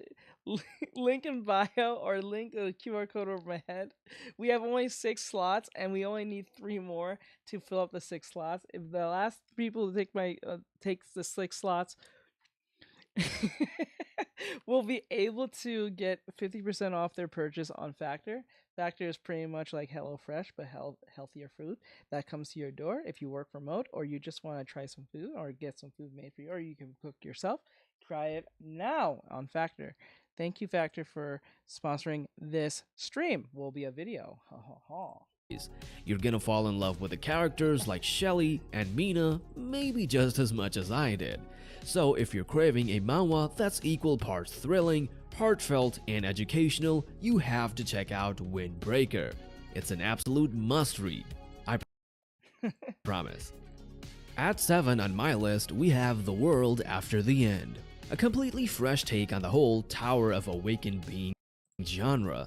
This one's got a devastated world, mysterious towers that summon terrifying monsters, and a stubborn protagonist named Jaewon, who decides to fight for the original timeline instead of running away. The story is so original and emotionally compelling, branching off into multiple genres while still maintaining a unique identity. And the artwork? Absolutely stunning. The shading, colors, and character designs are all top tier. Every character, from the MC to the villains, has a deeply explored backstory. I think the biggest problem I have with manhwa artwork is like everything is so colored, like everything looks so plasticky. If you get what I'm saying, like there's no real texture. It's just everything's like perfectly shaded and it feels like a plastic version of what I'm getting. If you get what I'm saying, like every try to color, you shade everything and all that stuff and it just looks plastic. There's no sense of texture. That's what it feels like to me when I look at it sometimes. Really makes you invested in their journeys. The decisions they make are what truly define their personalities, and it all comes together for one epic, like it looks very synthetic, if that's right, genre-bending adventure. If you're looking for a manhwa that's unlike anything else out there, with a mind-blowing story, jaw-dropping visuals, and a cast of characters that you'll love, you have to check out The World After the End. Trust me, this one is an absolute must-read. At 6, we've got Return of the Mount Hua Sect, the story of Chongmyong, a legendary warrior from ancient China who finds himself awakening 100 years. Yeah, that's what I'm saying. Even Soul Leveling has the same art style. Like they all look the same, right? They look like you can like I said, it's like if you put Dragon Ball and Yu Yu Hakusho, you take Yu Yu Hakusho and put it next to like Bleach, and you take Bleach and put it next to My Hero Academia, take My Hero Academia next to like Fooly Cooly or something. They look drastically different from each other, but they have that anime feel, that anime aesthetic. When I look at manga, they all look the same in like major, like in all art styles look very similar or exactly the same. So the point that they look pretty AI or like very basic looking to me, to a certain degree, it doesn't even look original. It looks like they all look like they're all from Solo Leveling, to be honest. In the future, his last memories are of a brutal battle against the evil And like I kind of have this feeling towards the men, specifically how they're drawn. Like I call it like the Ruby effect from Ruby, the 3D anime show that was made by Rooster Teeth. Have you noticed that when you look at all the men, they all look the same, but all the women feel diverse in their own way? Not even based on clothes, they just felt diverse amongst the women compared to the men. All the men look like NPCs from like Genshin Impact. Like every Genshin Impact NPC male look exactly the same, but slightly different by like hair color, facial, and then just clothing. That's it. That's pretty much it. All the girls always seem to be different. Most cases, it's weird. Leader of the demonic cult that nearly wiped out the 10 great sects. Now Chongmyong is back, and he's on a mission to restore his beloved Mount Hua sect to its former glory. But let me tell you, this guy is no ordinary hero. He might come off as a bit of an idiot, but he's actually a total mastermind when it comes to scheming and strategy. You'll like Goku. Be constantly blown away by how intelligent and capable he is. The art is gorgeous, the fight scenes are thrilling, and the characters, especially our arrogant but lovable protagonist, are an absolute joy to follow. Sure, the pacing... Bro, you look like a Demon Slayer character. I'm not even gonna lie, you look like you're from Demon Slayer. I would assume this was like Kabuchi, what his name is. Get a little draggy at times, but trust me bro, Return of the Mount Hua sect is still a manga you won't want to miss. At 5, we've got The Great Mage Returns after 4,000 years, the story of Lucas Troman, the greatest archmage in history who was condemned to spend eternity losing his mind. But 4,000 years later, he's back and possessing the body of Frey Blake, the weakest and most untalented student at a prestigious West Road Academy for mages. Now, I know what you're thinking, another generic reincarnation story? How boring. But trust me, this one is anything but generic. The plot is super unique, with Lucas realizing the world of magic has barely progressed in all this time. Could this be the work of the demigod who imprisoned him? The story keeps you on the edge of your seat as Lucas fights to remain his former power and seek his revenge. Sure, the side character Isabel can be a little bit cliched at times. The art also really steps up as the story progresses, and the emotional moments hit you right in the feels. If you're craving a manhwa that's equal parts thrilling, funny, and heartfelt, The Great Mage Returns after 4,000 years is a must-read. Trust me when I say this one will blow you away. At number 4, we've got Elicid, the story of Jiwoo, a kind-hearted young man with super fast cat-like reflexes, and Kaden, a secret agent turned into a rather chubby feline. Together, these two unlikely allies use their unique abilities to fight evil and make the world a better place. The story is absolutely excellent, with the author seamlessly weaving in brilliant world-building elements that leave you hungry for more. Jiwoo is such a lovable protagonist. He's innocent, adaptable, and has the most heartwarming personality. Meanwhile, Kaden's sarcastic, protective nature as Jiwoo's mentor is the perfect yin to the protagonist's yang. The artwork is top-notch, with detailed fight scenes and a color palette that perfectly captures the story's wholesome, feel-good vibes. This is the kind of manhwa that just makes you feel all warm and fuzzy inside. Honestly, Eliseed is one of the best ongoing action/school comics I've come across, and trust me, it is a manhwa masterpiece. At 3 on my list, we've got Nanomachine, a manhwa that blends cutting-edge nanotechnology with the intense world of martial arts. The story follows Yu-un, a young man who's competing to become a minor priest at the prestigious Machin Academy. But this isn't your typical academy story. Yu-un has a secret weapon up his sleeve, a mysterious nanomachine injection from a future descendant. Now, I know what you're thinking. Isn't that cheating? Nanomachines? Huh, how innovative. But trust me, this manhwa pulls it off in the most thrilling way. The world building is fantastic. The fight scenes are jaw-dropping, and the protagonist's journey is full of surprises around every corner. Sure, Yu-un himself can be a bit creepy at times as he ruthlessly pursues his goals, and the lack of a truly Creepy? Why the fuck would be creepy? What is he doing? dominant female character is a bit disappointing, but overall, Nanomachine is a manhwa that grabs you from the start and just keeps getting better. If you're craving an action-packed, high-tech martial arts adventure, you have to check out Nanomachine. At 2 on my list, we've got Gosu, a manhwa that blends intense martial arts, compelling storytelling, and just the right amount of comedy.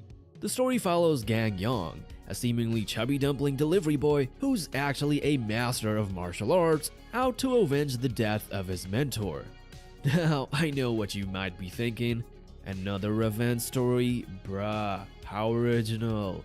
But trust me, Gosu sets itself apart with its unique approach. It's not just about the protagonist's quest for vengeance, it's also about the incredible side characters and their own captivating stories. The fight scenes are absolutely breathtaking, with a level of choreography and raw power that will leave you on the edge of your seat.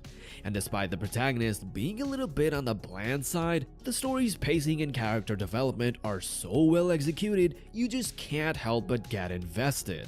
If you're craving a manhwa that seamlessly blends edge-of-your-seat action, a compelling narrative, and just the right amount of comedy, you have to check out Gosu.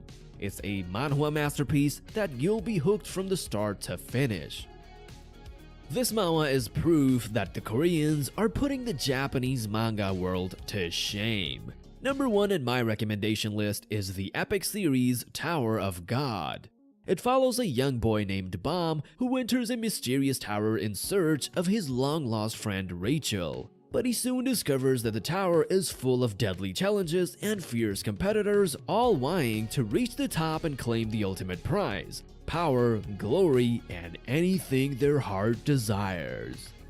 Oh boy.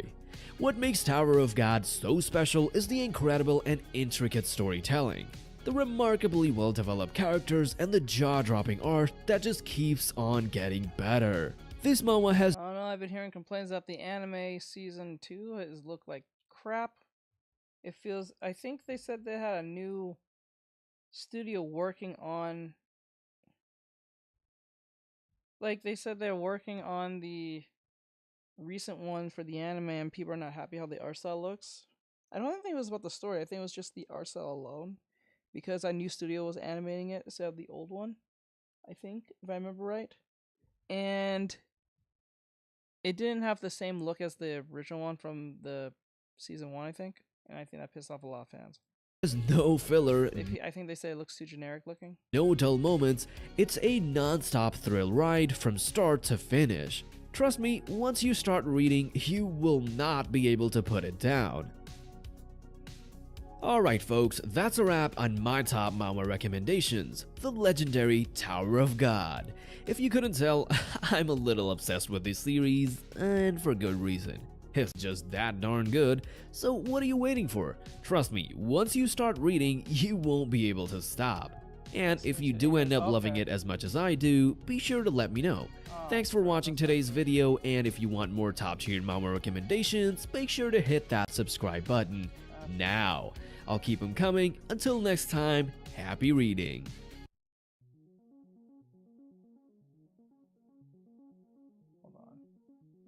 Alright, so that was we love anime. Like, subscribe, share, follow, and comment. I hope you guys enjoy this. My great stuff.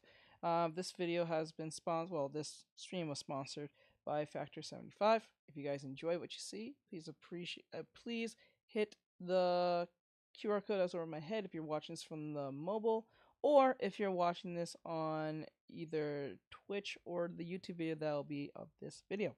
Link in the bio at the bottom or description, and then you can get your 50% off. They only have 6 slots and 3 of them are filled up, so we only have 3 left. So be the first or last 3 people to use my code or click the link with my code baked in, and then you get 50% off your purchase. So with that said, I'll see you guys in the next one. I appreciate it so much. Thank you, Factor 75. For those who don't know what Factor 75 is, or Factor, it's pretty much like HelloFresh, but with more healthier foods that give you more options of what you want to get, and that is delivered to your door. So give it a try and all that great stuff. I appreciate it. So with that said, I'll see you guys in the next one. Later. Okay. We got one last video here. This is from Insanity. I can never say his name right.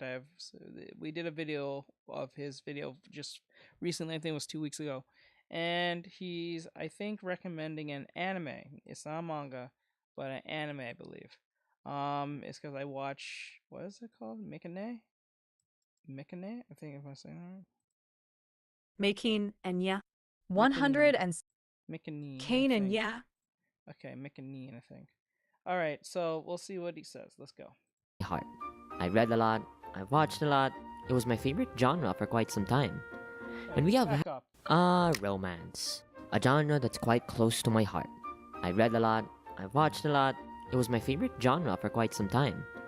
And we have had some phenomenal romance anime in this past few years that I haven't watched. Okay, I'm sorry. Anime burnout has been my worst enemy this year, and that needs to change.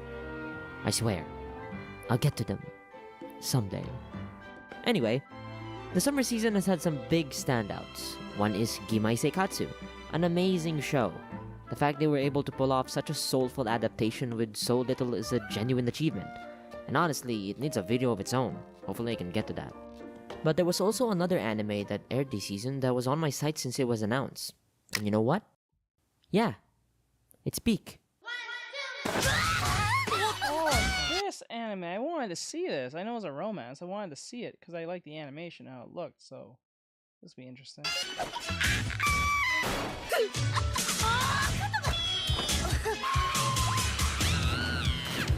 Too Many Losing Heroines, or Makiin, yes, that's how you pronounce it, is one of the only 3 anime I've watched and actually finished from this year. Visually, this is probably the best from this season. They keep up this almost film-like quality from start to finish. The character animation is so expressive and has so much life too. It really leans into the duality of irreverence and romanticization this story balances. There's also this super impressive shot from the first episode that I just can't stop thinking about. I mean, look at that! The camera moves! That's so cool! I love how grounded the composition feels too. The staff went to the location the setting is based on and took many pictures to use as reference. It makes the setting of the show feel alive and lived in. If you want to find out more about what went behind the show visually, please give this article a read. It's so cool, it's so cool. The opening is also awesome. The fun integrated credits and how the characters interact with them. It really captures the silly side of the show. And the endings are so good. From the mixed media insanity that is the first ending to the gorgeously hand-painted third.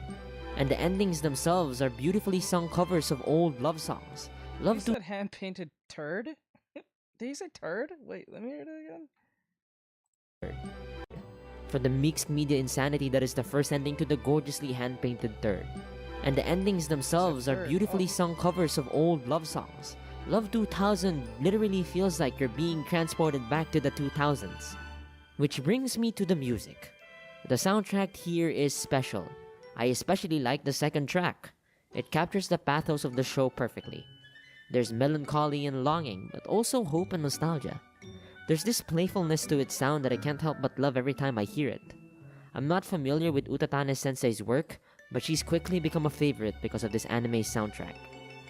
Okay, enough of the preamble. What I really want to talk about is the story. How this show took an angle I haven't seen from this genre much, if not at all. It's the exploration of an aspect of romance that's barely acknowledged in stories like these. Rejection. I mean, it is in the title. This is about the heroines in your typical romance story that lose. The ones that get thrown aside when they've served their purpose. And we are introduced to 3 losing heroines throughout the course of the first episode. Yanami Anna, a girl who's a childhood friend with short blue hair, which... definitely don't have enough of those. Yakishio Lemon, a track and field ace who's also in love with her childhood friend. And Komari Chika, your token shy girl failure who's in love with the president of her club. And the main character is there to witness all of them get dumped. Yanami gets rejected in a family restaurant after having a dramatic conversation with her childhood friend, which by the way happens in the first 2 minutes of the show. This is then followed by a moment of down badness, and then trauma dumping to Nukumizu, who was just trying to mind his own business. Lemon finds out in the worst way possible, completely out of nowhere, that the person she likes has a girlfriend, and joins the literature club because of it. And Komari valiantly confesses her love, though she was ultimately turned down. When love blooms, it doesn't always mean it's reciprocated, and rejection isn't the end either. Life will keep going, the world will keep turning, and time keeps moving. And these girls have no choice but to keep moving too. And that right there is the soul of this show. The strength these heroines have. To be able to move forward despite the pain they carry. It humanizes them. It makes them more than the tropes they're made of. The complicated emotions and feelings that's brought about by love and rejection add so much depth to their character. Yanami is a glutton and a gremlin, but she's also surprisingly cunning and a really good friend. She can be a bit of a mess sometimes, but you can really tell she cares about Nukumizu as a friend, especially with the conversations we see them have. Yakishio is more than your happy-go-lucky tomboy. She's surprisingly mature, and the way she grapples with Oh no, tomboy don't exist. Remember that. The West has destroyed that idea. her complicated and selfish feelings, you feel that pain with her. And Komari, man, I love this girl. She's also a huge degenerate. But her strength in being able to move forward past her pain and continue to be friends with the Lit Club president and vice president is powerful. And how she holds so many insecurities about being left alone feels so real and relatable. And their feelings don't just end there. They carry their pain throughout the entire show. It takes a lot to let go of the strong feelings you held for someone for a long time. And it will take even longer for them to be ready to love again. You can't help but fall in love with each and one of them for trying to move forward despite the pain they experienced. That experience helps them grow, broaden their horizon, to meet more people and to explore more of themselves. And the opening's lyrics really capture this idea perfectly too. So for the second time, please, give it a read. It's a reminder of how this medium isn't made for people who don't understand the language. The majority of people who watch these shows don't really look into the lyrics at all. Now, I want to talk about the question this show poses us from the very first episode. Why do we form bonds with people?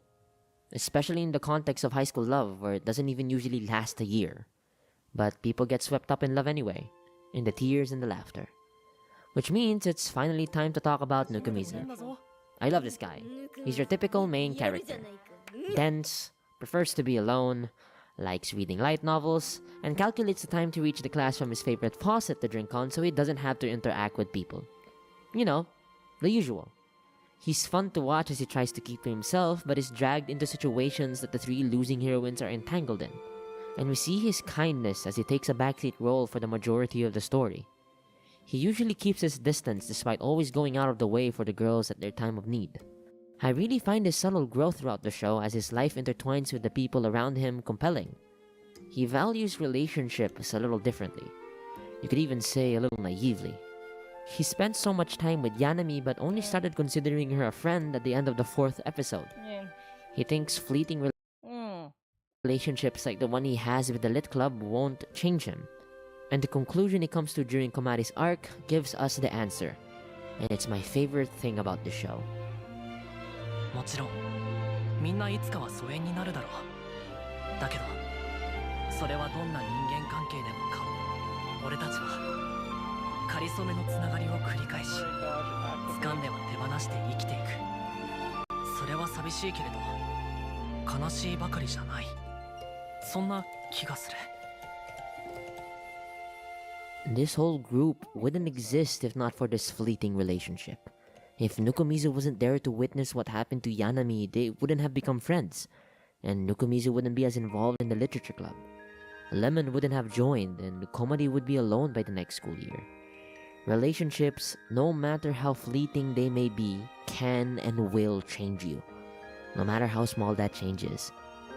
We will continue to meet people, and some of them will come and go. But that doesn't need to be sad, and I find that beautiful. Makiin was such a fun, heartfelt, and soulful story. I hope it gets a second season. We haven't really had a rom-com that's really stuck with us for a long time like this. So please, I just really want a second season. And comment down below your thoughts on this show. I'd love to know what you think of this gift of an anime. This is a shorter and less ambitious video than the last one. And, you know, due to multiple college projects that are ongoing like right now, making this video took a little longer than I wanted. I plan to make more videos like these that are not as demanding to edit. Making videos about manga takes a lot of time, and I'd love to make more of them, but I have very little free time right now. So in the meantime, I'll just make these. Honestly, I would do my own manga, like, analyzation type thing, commentary stuff, but I just can't. I'm just too busy. This was really a writing exercise more than anything. I really need to get better at it. So the process continues. I'm gonna keep getting better. So hopefully you're still there for the next one. If you want to watch another video though, go watch my manga recommendations I did. It's really good. I worked really hard on that. Like and subscribe, share this with your friends and all that, and thank you for watching. Oh yeah, we did that video. Alright, so that was the Makine analyzation from Insanity. Sorry, I was too close to the mic. That was Insanity. We did that video that he mentioned earlier. So with that said, like, subscribe, share, follow, and comment. I hope you guys enjoy this.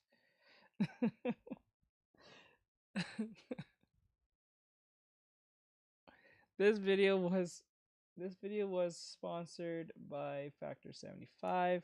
If you guys enjoy this, I appreciate it very much. So, pretty much not the video, but the stream. But we're gonna make this into a video. So if you guys like the video, or what case maybe wants to support, and want to try Factor and try to eat healthier this year, because we're still in January, even though it feels like it's been kind of feel like forever and also fast at the same time, you can try the Factor 75 or just Factor in general with my head. Link in bio if you're watching this on YouTube, or if you're watching on YouTube still, you can probably see it over my head. And with that said, have a great night, guys. And if you try it, we only have 6 slots. Within the 6 slots, only the last 3 people who uses my link will get 50% off. So there's only 6 slots, 3 of them are filled up, so there's 3 left. So if you want to try them now, they're only a limited time, but only have a limit of time, so try them now. So you get 50% off your purchase. It's just like HelloFresh. For those who don't know, they send food to your door. You can either, I think they give you an option either to cook them, they give you ingredients, or you can buy them based on the food prepared for you. It comes to the door and all that great stuff. So give it a try and all that great stuff. So with that said, I'll see you guys in the next one. Thank you guys, and I appreciate it. Thank you Factor 75 for sponsoring this stream, and I'll see you guys in the next one. Later, guys. Bye-bye. And this is officially, I'm done. All right, I'm done. Yeah, I know, it's crazy. Right now. All right, later, guys.